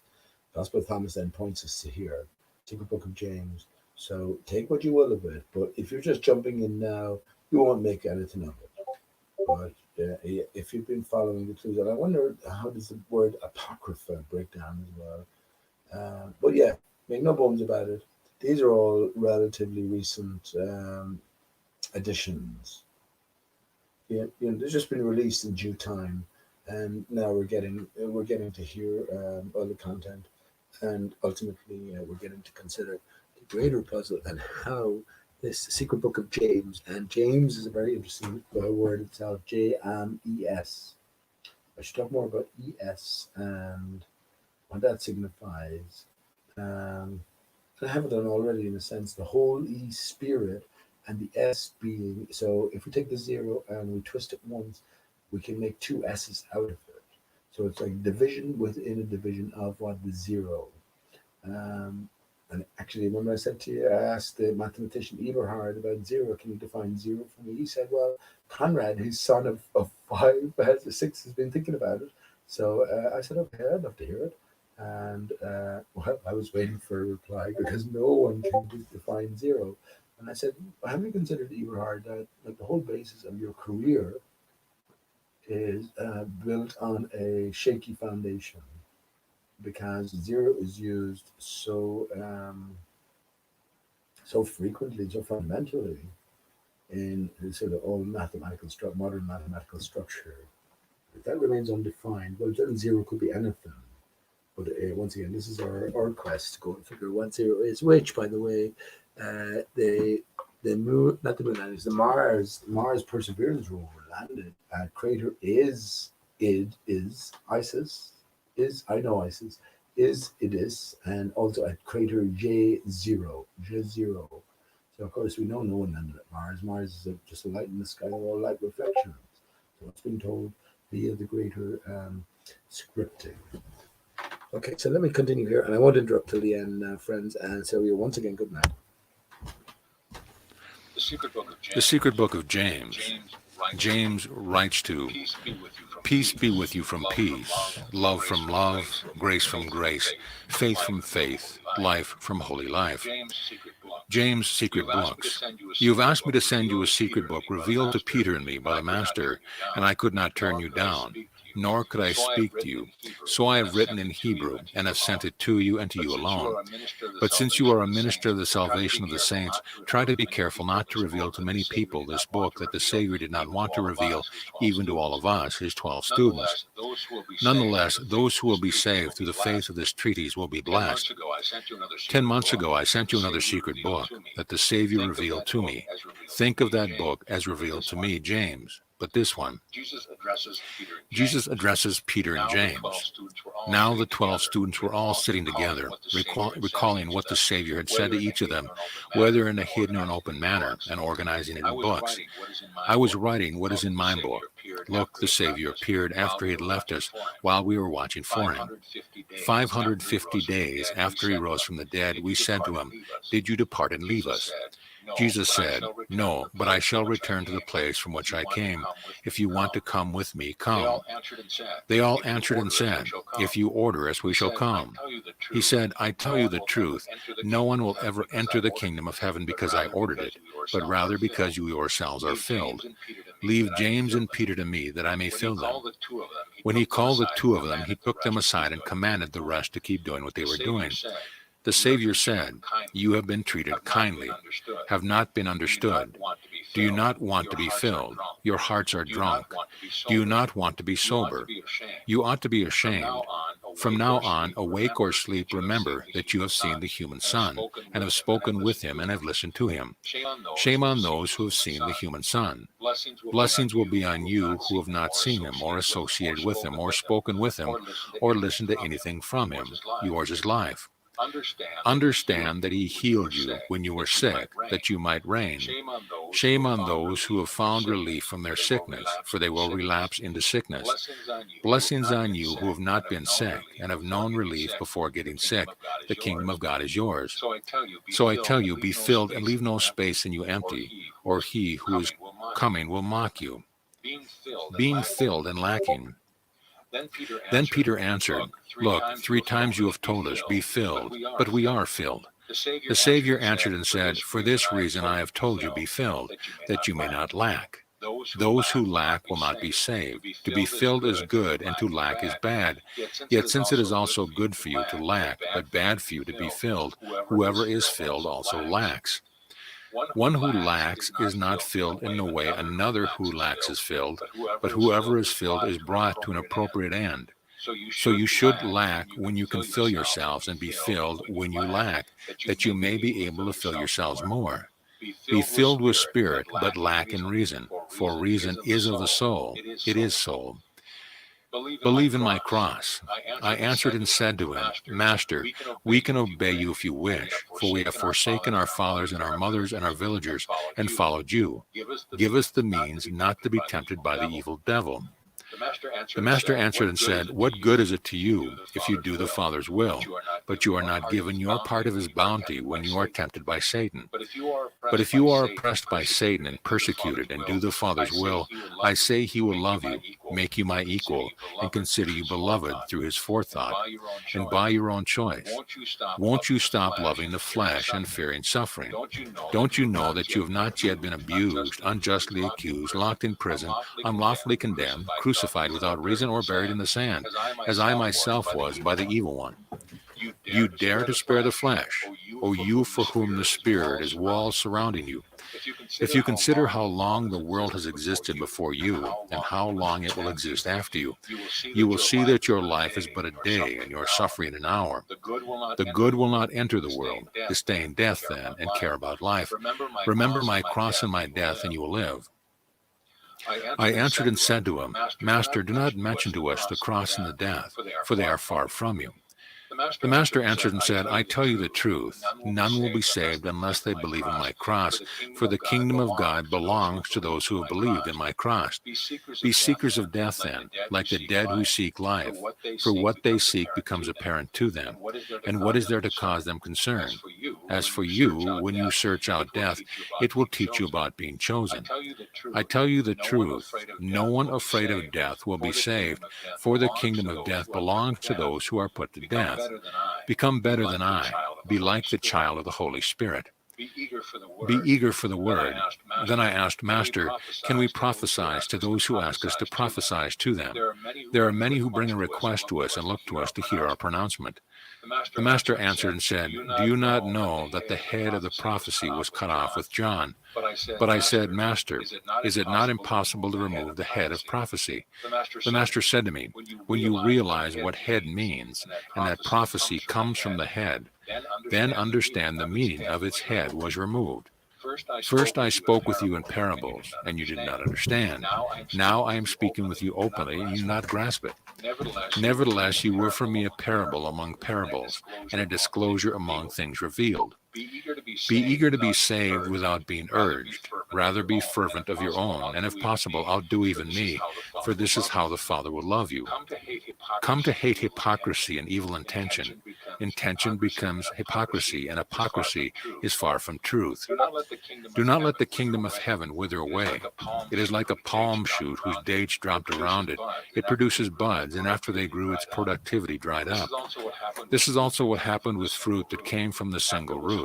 After it was harvested, fruit was obtained by many. It certainly was good. Is it not possible to produce a new growth now, and for you to find it?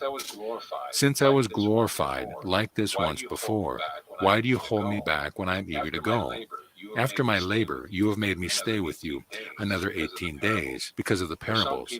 For some people, it was enough to listen to the teaching understood. The shepherds, the seed, the building, the lamps of the young women, the wage of the workers, and the silver coins in the woman. Be eager for the word. The first aspect of the word is faith. The second is love. The third is works, and from these comes life. The word is like a grain of wheat. When someone sowed it, he had faith. Friends, I have to stop that because I just mentioned that earlier. If you don't have faith, you have nothing. It's like ether. If you don't understand it's an ether in play, then you don't understand that you're nothing without it because it's a vitalizing energy, vitalizing force. But yeah, first is faith. The second is love. It has to be that order as well. Because we're thinking now in terms of why do we fall in love and out of love as well. So what is love? And there's different types of love. We must be born again of the spirit. It's a spiritual love. You and your fellow man are all one. We are one and the same. And if we are one, therefore, well, we do well to treat every wonderful being accordingly, no matter what, difficult as that might be. So, the third is works. Yes, it has to manifest in some way. This faith and love has to manifest. And this is works. Not works is an everyday encounter, everyday efforts, endeavors. And that's even just to be nice or be decent to people. You know, that's a work in itself. And possibly the only true work. Be decent to yourself, of course, as well, because you have that faith and love. So, yeah.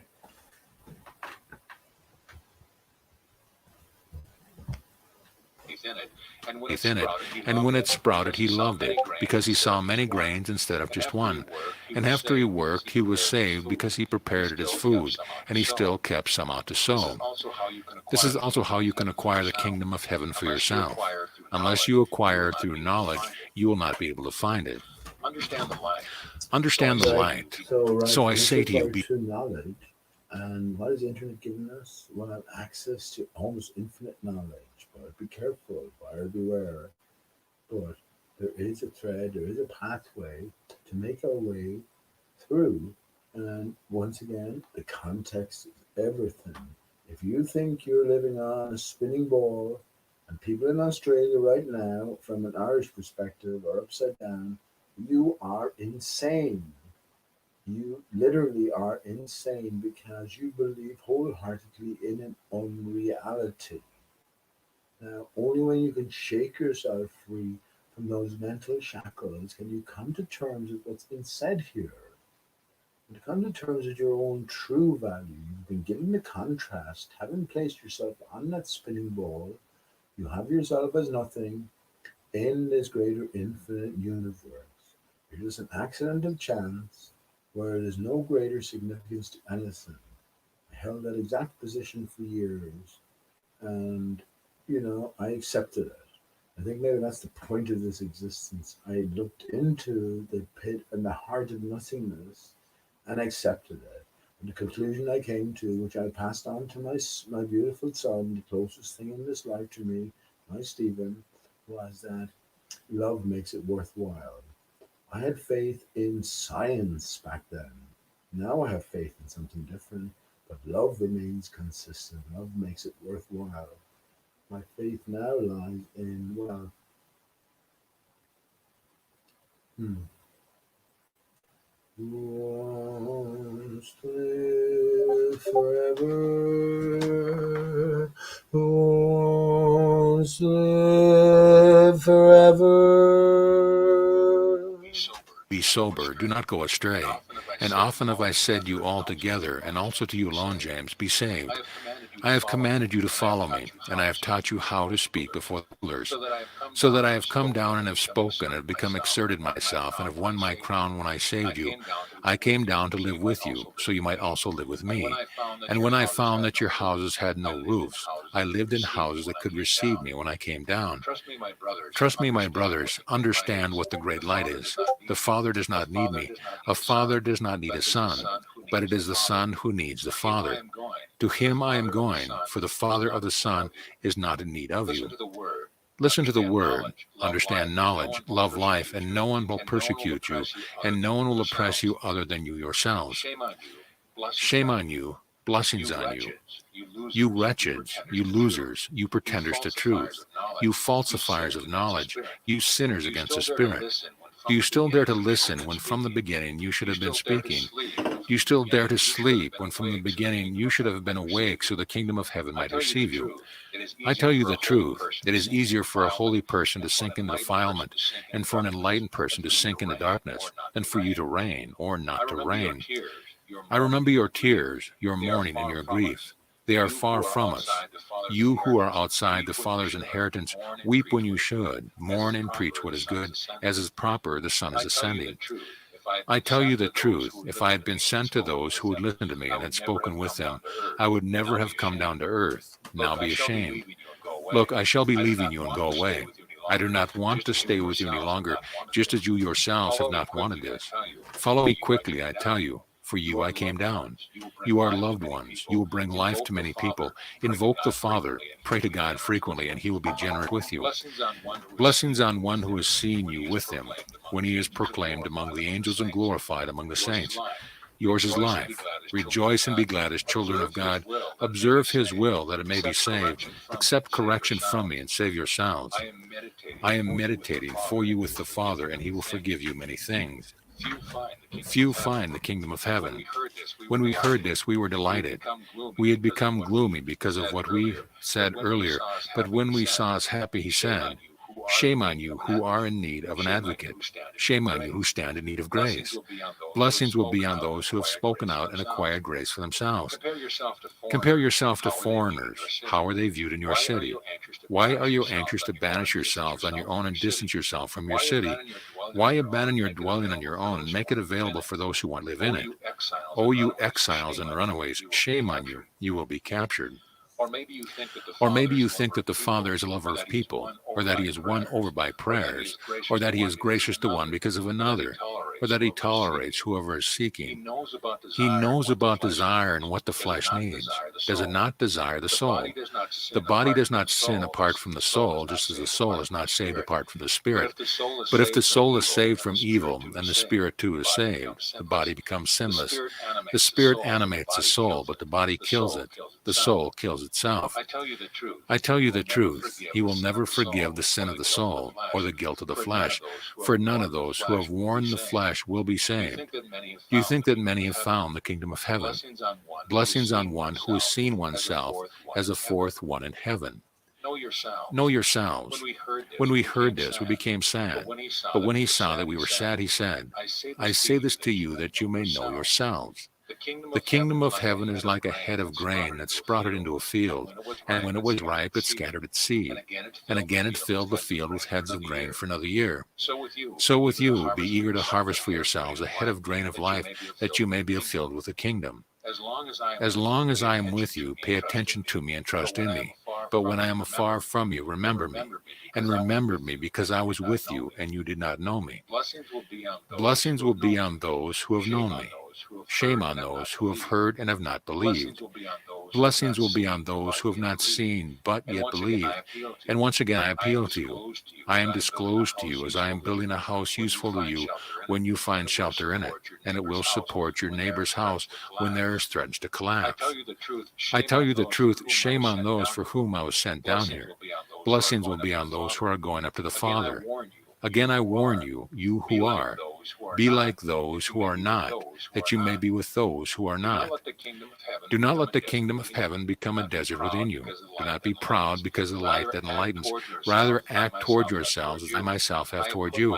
I have put myself under a curse for you to save you. The last word. Peter responded to these comments and said, sometimes you urge us toward the kingdom of heaven, but at other times you turn us away, Master. Sometimes you encourage us, draw us toward faith and promise of life, but at other times you drive us away from the kingdom of heaven.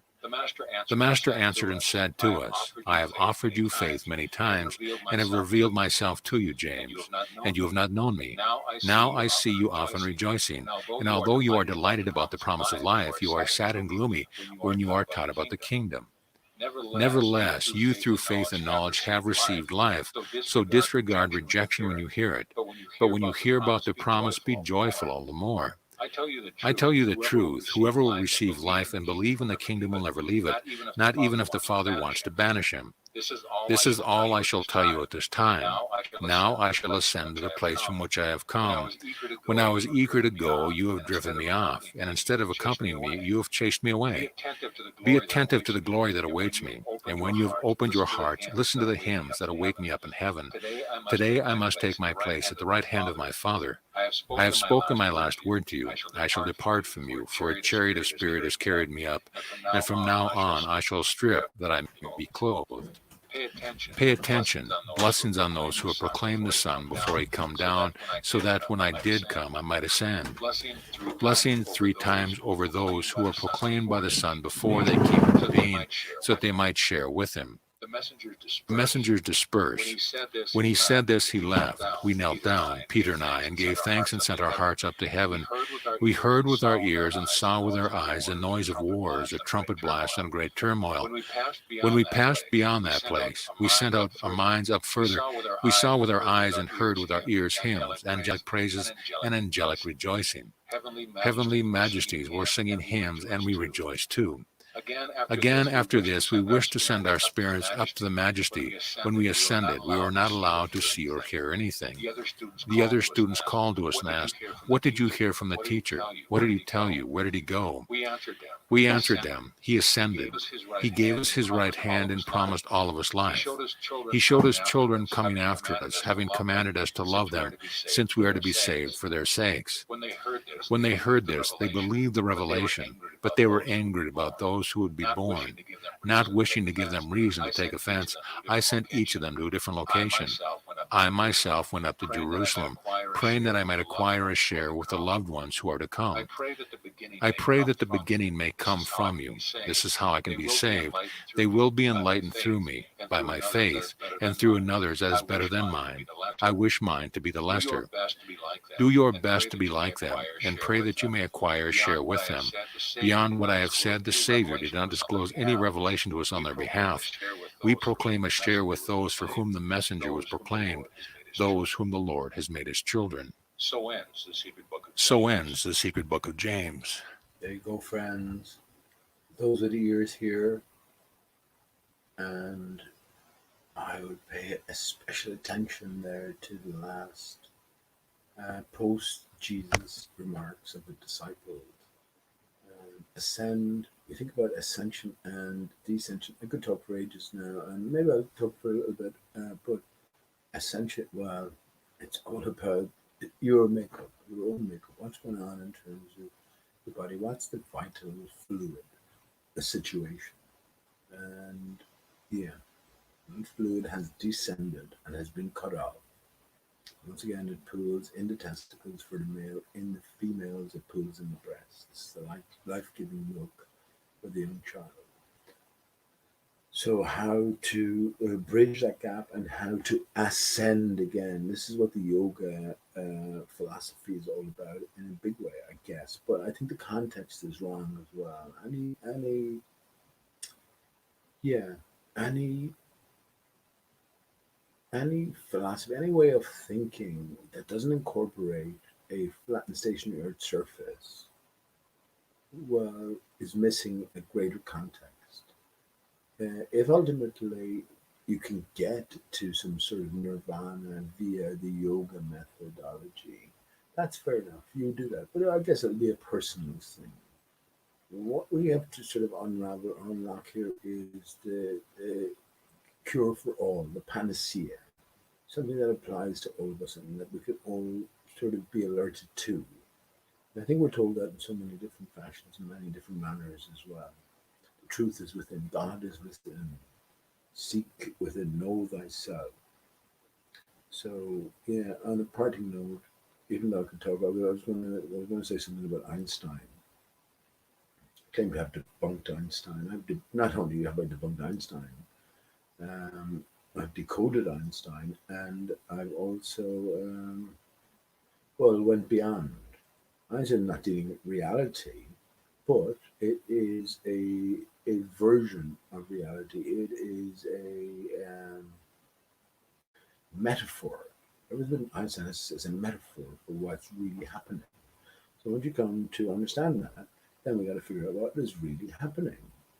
And well, yeah, something is moving. Something is giving us the speed of the lights in the sky as they move, and the speed of the day and the night. So something is.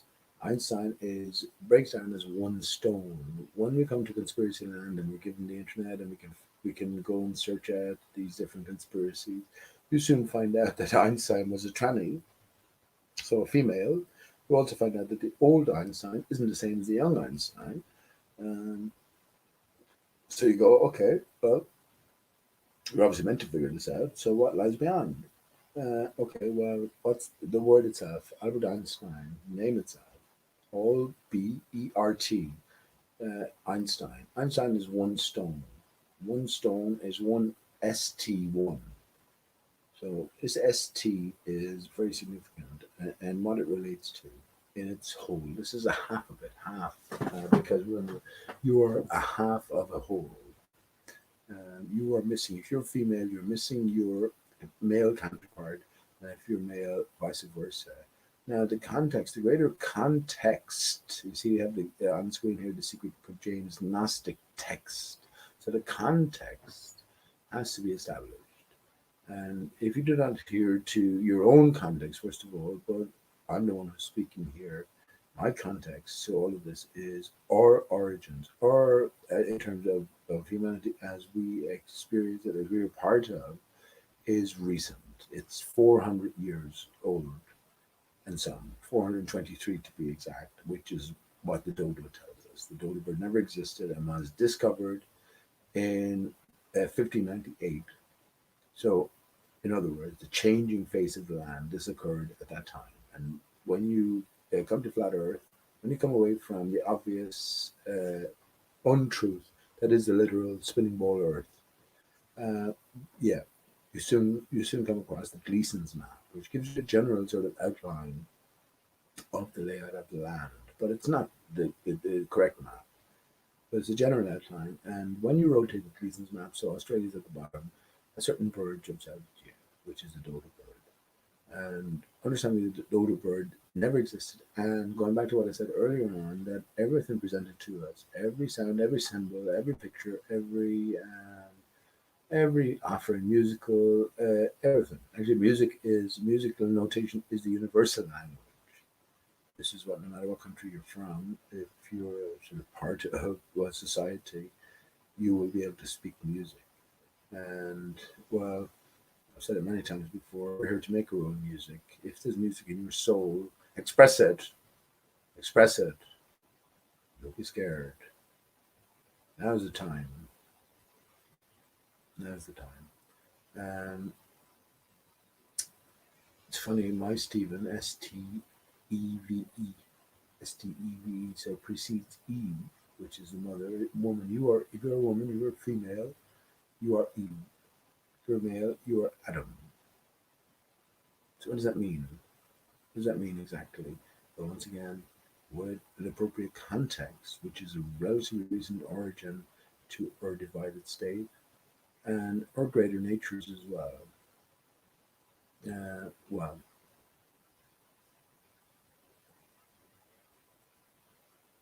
yeah, all of these clues add up. So, yeah, I could talk for much longer, but I said I'd stop it there, and yeah, I hope you enjoyed that now, and I'm going to re-listen to that. I would encourage everyone to re-listen to that again and again. Just put it on loop when you're having to sleep. Because let me just actually, before I go, let me tell you, so in case you go, because I know I'm so vague at so many instances, I know I'm so vague, but yeah, I mean, how many shows is this in? I must be coming up to the 200 shows at this stage. Whatever you want to call them, just me sitting here chatting. But we covered lots of this stuff before, in passing in a lot of occasions, but definitely repeated. And yeah, how we got here ultimately is, well, from the Bible, understanding that the Bible is a sort of base level of clue, right? So, you're doing very well if you solve your puzzle by just that aspect alone. So when it comes to beyond the Bible and the secondary layer of clues, well, there's a few options, but the biggest option are the secret gospels of the disciples, right? Or the gospels that weren't published of the disciples. Now, Thomas is. I'm not going to go through now because I didn't even have to remember it. It's been so long. What was the person? But Thomas stood out because he was the doubting one. He was like the rest of us. So come on, how could this be? Okay.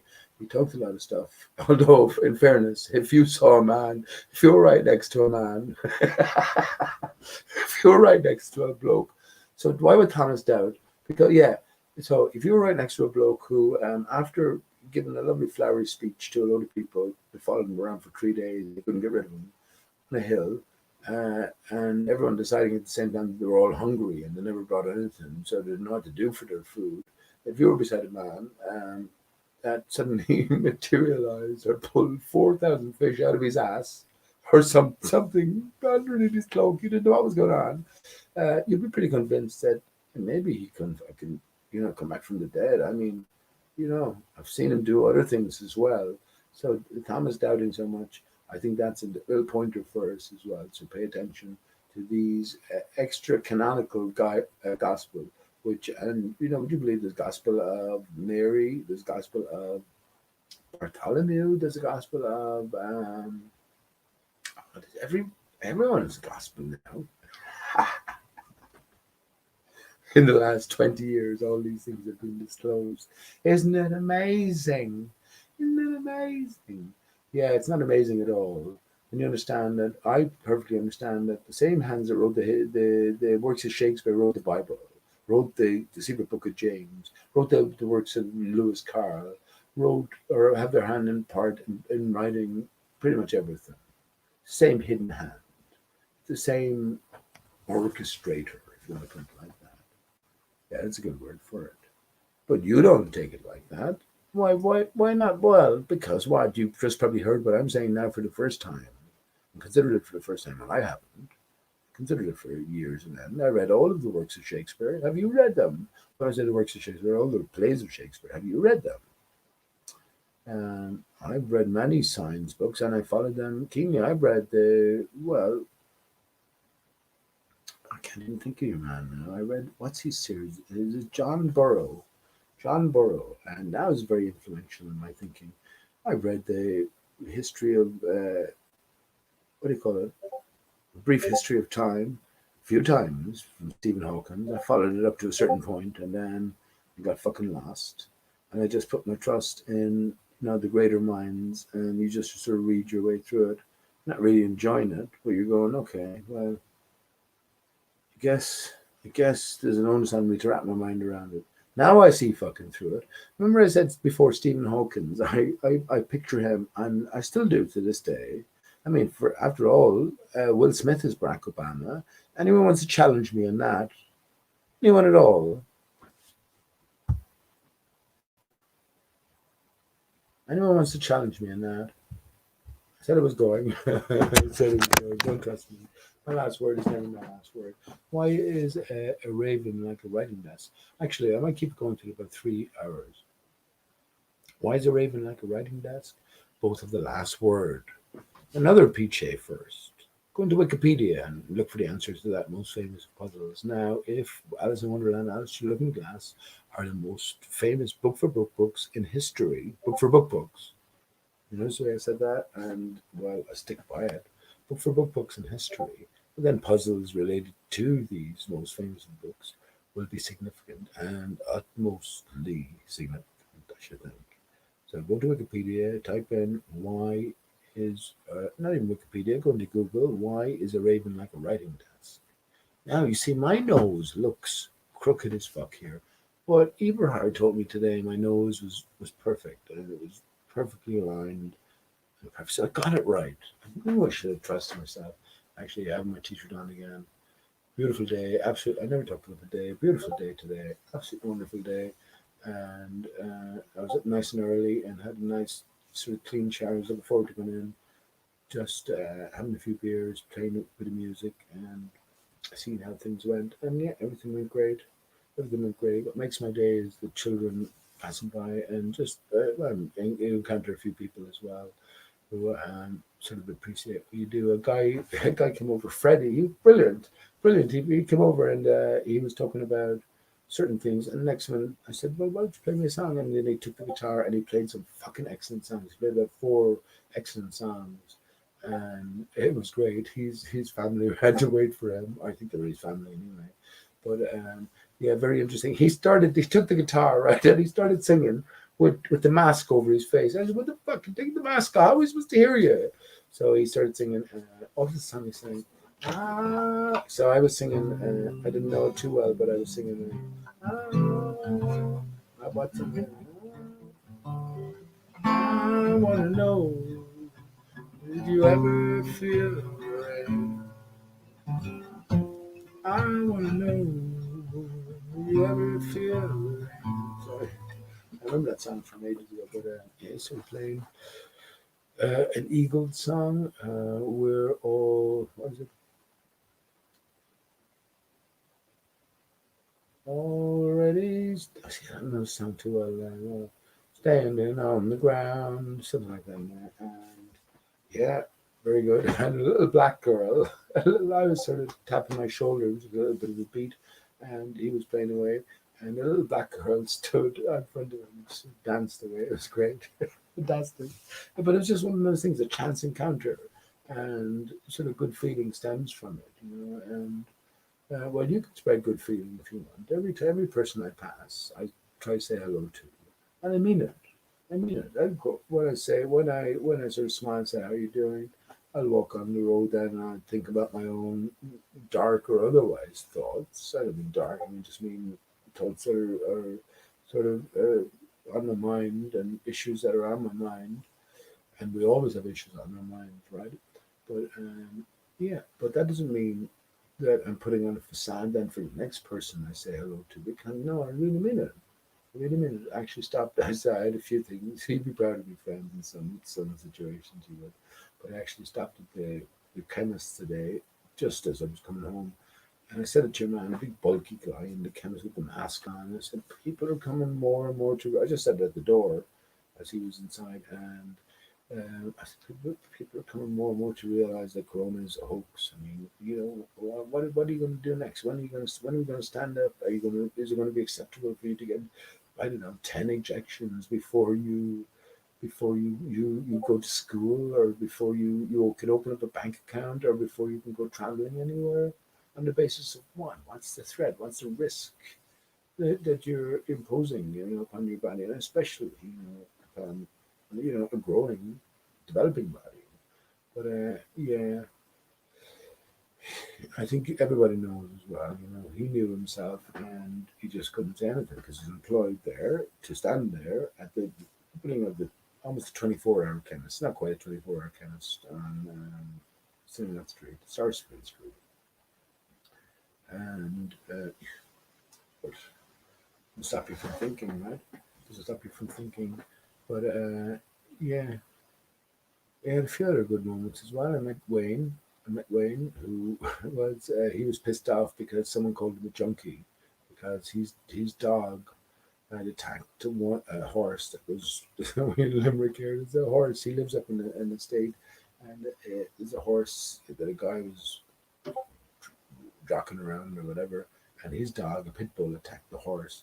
And I was going, well, it's just natural. He didn't attack him. He didn't bite him or do anything like that. But I said, that's only natural, isn't it? You don't see a horse around very often. I remember where he lived. And you see horses everywhere up in my house.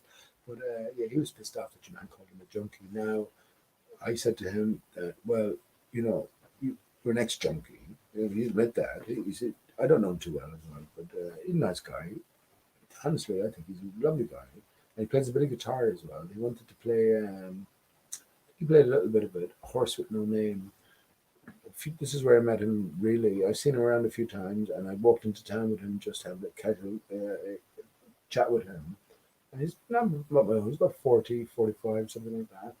But we were coming home from, no, actually, we weren't coming home. I was coming home from busking a few weeks ago, and it was a beautiful day, and there was a big crowd gathered around, and before you know it, I was dragged into the crowd. Not dragged in as such, it was very good. And so the guitar came out, and before you knew it, it was 11 o'clock. I arrived there about 6, and Wayne arrived along, and yeah, we just chatting, having a chat, playing a few songs, and that was it. And the cops came along, and started causing a bit of trouble. But I told you about that, didn't I? I should have done that the first time. The cops were ushering people. I said, "What are you ushering me on for?" Because the pubs are serving the alcohol. I'm free to do what I want. I don't have to do it. I didn't put it that way. I don't have to do what you tell me. But I was going, "What do what's the problem here?" And one of them, a young fella, can't have been fucking 20 or something. What's your name? Where do you come from? And I go, oh, jeez, here we go again. And I had my guitar again. I was probably willing to go whatever. But then it came to me, right? But he was going, what's your name? Where do you come? I said, what are you asking me this for? What's your name? Because you're being resistant. I just want to know your name. Where do you come from? I said, I don't have to tell you anything. I'm not doing anything here. I don't have to answer to you. And he was like persistent. If you don't tell me your name, it's pretty intimidating if you haven't been through it, because there's nothing. If you resist, right, before you know, there's 20 fucking cops on top of you. Now, if you don't resist, but then you succumb and you give your name and address and you haven't done it.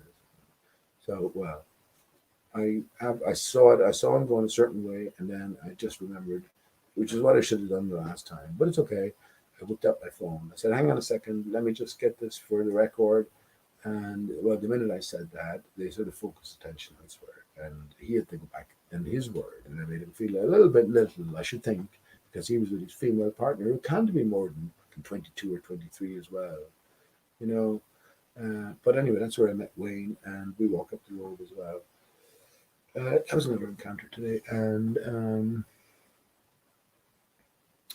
yeah, lots of encounters, lots of stories. As I say, all the best stories go untold, and um, I suppose you're lucky if you get a chance somewhat to, well, experience them in the first place, and then maybe express them and share them. I'm going to leave you on that, and as I should have done ages ago, but I could expand more upon Einstein and where that leads to. Einstein is one stone or one S tone. When I say I've taken the sword from the stone, I've taken the S word, which is, from the S tone, which is TH. We think of the cardinal directions. We have north, which is N or TH, south SOUTH. We have east and EAST, and then west WEST. So there's a connection between the TH and the ST, and this is our, what do you call it? This is our challenge to work it out. And it ultimately all comes back to our form, the human form. So understanding the divided state of you, This doesn't apply to me.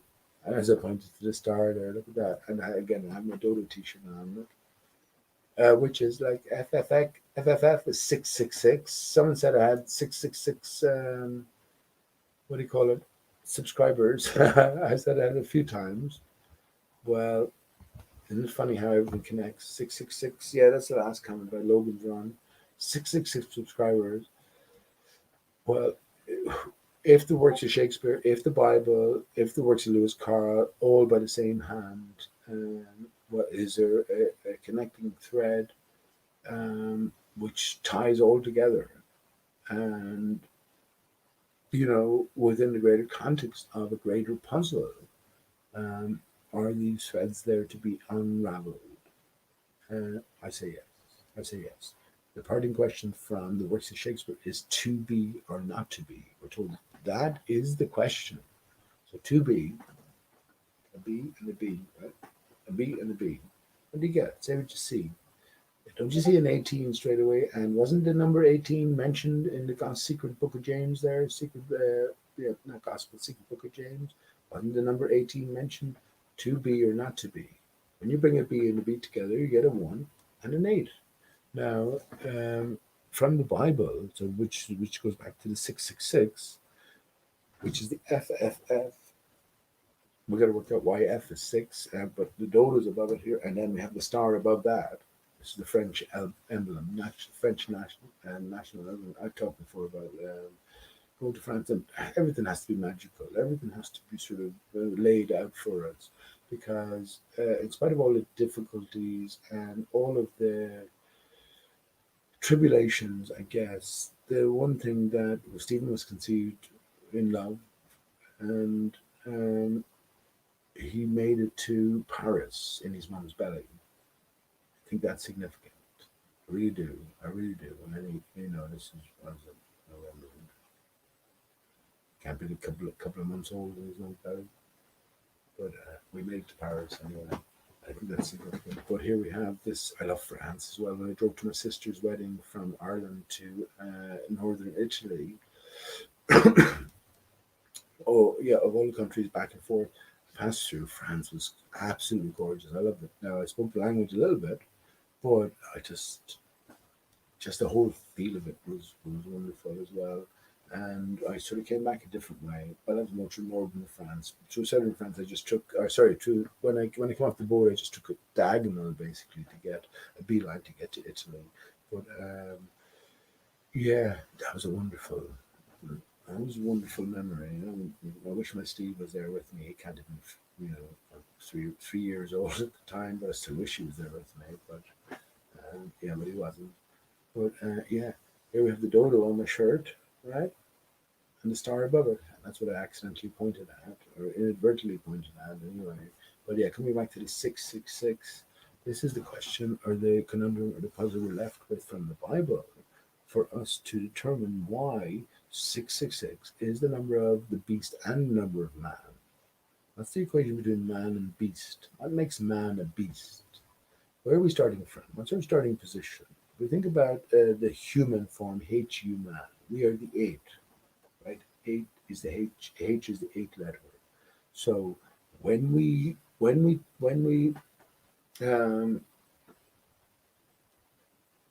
pick directions, let's put it that way. When we form a bias, what can the 8 transform into? Well, if you go downwards, you can see easily how the 8 might transform into a 6, right? So in a sense, this is what the beast represents, the lion. The lion is the loin, the belly of the beast, right? So this is the guttural sort of center. And here we have the ethereal then core, which is the brain center. We have a direct connection between, I'm just talking about a male here, direct connection between everything, the pineal, the spine, almost anagrammatical. We have the L inserted for a reason at the end, right? Because what does L represent? That's the lower aspect, right? If we move the L up and we mirror it, we get the H, right? If we move it up to the top, we mirror it, we get a T. You ever heard of William Tell? So this is the direction that we choose to go from the heart center. Remember, heart is an anagram of earth, and is a broken heart, is a broken earth. because we are greater than the material, the broken earth reflects our broken state. It's a magical realm. What are you going to do? You have two choices. You have two choices. Go with your gut, go with your gut, or go with your brain. Now, this is the problem, isn't it? You don't go with your brain, you go with someone else's brain. Why would you do that? Why would you do that? In this life, in this experience, in this existence, would you be someone else? I think the vast majority of us would say no. I would not take the risk. Whatever situation I find myself in the now, at least I know what that entails. And I'll stick there. I won't take the risk. So, yeah, is it all ultimately meaningful? Of course it is. Of course it is. But this is your faith or your lack of faith. You have to come away from, oh, I made some hammered grade. I drove up to the hillside today in my car, and I knew I would find it. I knew I would find it. I looked at the sun because you have a greater view. Oh, first of all, I knew straight away.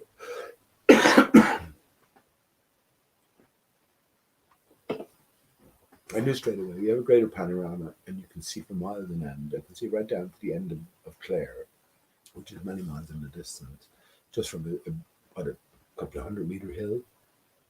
But more so, I was focusing on the sky, and you could see immediately the clouds were forming. And as I knew, I sort of, and actually, epicenter is above you. You are the personal perspective. But it doesn't matter where you are, that perspective will sort of follow you around. But I knew, or at least I believed I knew. I said, I haven't tried it on a hill before. I've tried it many times. And I sort of, you know, it proved positive. Let me just put it like that. Let me tell you what I'm talking about. Up in the hill, you could see how the clouds, it looks random and chaotic. When you just sort of shift your vision, and which I've long since done, it's easy to see that all clouds form in circular patterns, and it's like ever decreasing circles upwards. So that means the closer you are to yourself, you will see the smallest of circles, and that's what I mean by you being the center of perspective. But here's my point. I knew that if I looked at the sun, so let's imagine the sun was just directly ahead of me, and I targeted in on a cloud to my left, say, at a certain orientation, I knew that as I keep myself at the center of the clock and the sun at the 12 o'clock position, if I pointed to a cloud this way, by moving my other arm in a similar fashion, so I'm not going to move it this way, I'm going to move it 180 degrees opposite, but at the same angle upwards, the way they're on the same ultimate circle, then I would find a replica of the cloud I was thinking of on both sides. And I did. And I did that years ago as well. But then I did it up on a hike today. I said, fucking hell. Yeah. Well, I just laughed to myself, going, yeah, you're right, Pete. You're right, Pete. Because it's obvious. It's obvious. And that's why we don't pay attention, and I don't pay attention enough as well. I don't. I guess my way is my way. I'm the worst researcher ever. When it comes to, the 2021 economist puzzle or the 2018 puzzle, I can't have spent fucking an hour or two, and that's in like 10 or 15 minute segments just looking at it over since the last. I can't have done that. No, I'm not ashamed of that. You can't rush these things. Things will come to you when they come to you. But I'm still a shit researcher that I didn't put more time in and just say, okay, I'm going to sit in front of this now for 2 hours or 3 hours and not move until something occurs. I think maybe everything in its own time. And but yeah, that was a great moment today, just to see the clouds in that fashion. And ultimately, what it's like that's a great example actually. You know the merry-go-round with the horses at the fair? So if you're at the center and you're looking at the different horses from different perspectives, you're ultimately looking at the same thing. But if you draw what you see, they wouldn't compute, they wouldn't relate, because, well, they only because you know that where you're at. But if you didn't know that, and all you had to go on was the drawings from the perspective of the person in the center, you might be very confused indeed as to what exactly is or the origin. Funny enough, that analogy ties back into the moon and what all of the different craters are in the moon. They're one crater. It's a kaleidoscopic expression of one crater. And that crater, I believe, is a hollow at the center. So this side the tree is cut, we have the hollow at the center. We all live in or on Kant trees. Kant representing the void, the lacking. Not a derogatory term in any way. It's just a factual term. You can call anything what you like. Well, it's all about your intent. So yeah, this is what I think this is ultimately the basis of Bell Earth, right? So we have the outside rim, and then we have the inner hollow, and then we have the gong sticking through from the other side. So the tree is intact, the other side, but it is also lacking because that connection has been severed. So we have that limb sticking, as I said, that root sticking through, and Jesus is the root of the tree of life. It's not funny, isn't it? Isn't that funny? So yeah, I wasn't going to stay on. Once again, I will encourage you to listen back to the Secret Book of James, and even though I was having a smoke at the window, there's so many points that sort of ring home, and especially pay attention to the last post Jesus words of the disciples, and everything is always about ascending. If you go to the Book of Revelations, you can write this stuff off if you like. Of course, the Book of Revelations wasn't. There's no historical. Not the Book of Revelation, the Bible itself. It can't be historically validated, as far as I'm concerned, anyway. And I'm happy enough to understand that it's an encoded work. It's part of this greater construct we're under. It's a book of instruction, and it's a book that is encoded with greater truths, which will ultimately lead us. And I have, listen to me now, come on, listen to me. This is just another thing that I've discovered. Aristarchus is an anagram of Tarsus and Sirach. Book of Sirach is narrated by Jesus, and not just one generation of Jesus as well. As best I know, I can't.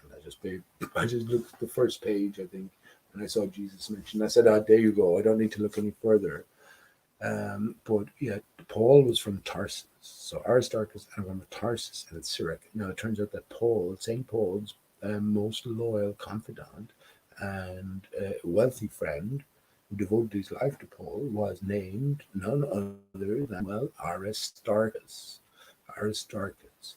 And, when we get beyond the biblical and the acceptable versions of Paul's tale, within the Bible, then you might make your way towards it's called an Apocrypha as well, but it's the revelation of St. Paul. And when you look into that or listen to it, that's a very interesting tale to be told. And I pointed out the most significant part, as I believe anyway, to that, whereas it's where it's mentioned where the Spirit of God rests on a certain tree. And what can I say, friends? All roads lead to Aristarchus. You can see it. You can see it. You can see it everywhere. But most especially, you can see it from the moon reflection. The moon is a reflection of the sun. The sun is a primary reflection of Polaris. Polaris is the direct reflection of Aristarchus, that root as it sticks through the center. I think the moon might be, so if you have this giant hollow, I think the moon might be this, so there's a light in the center projecting against, like a torch, right? So projecting against the sides of this giant hollow, giving us the moon itself. But all interconnected like that anyway. So on that note, I'm going to say thanks again for tuning in. I was supposed to go ages ago. Will I get a song? Will I get a song?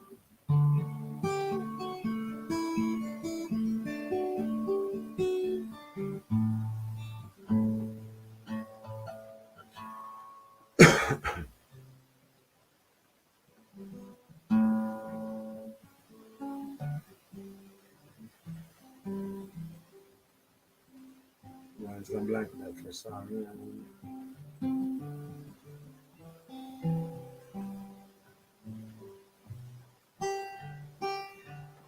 Okay, I'll just sing it very briefly then. Secret Book of James, and the back of that. Come to the water, you who are thirsty, though I have nothing, why did you come? And be filled with the gladness I have to offer. Come, listen, live. Okay, good night once again, friends. I love you still.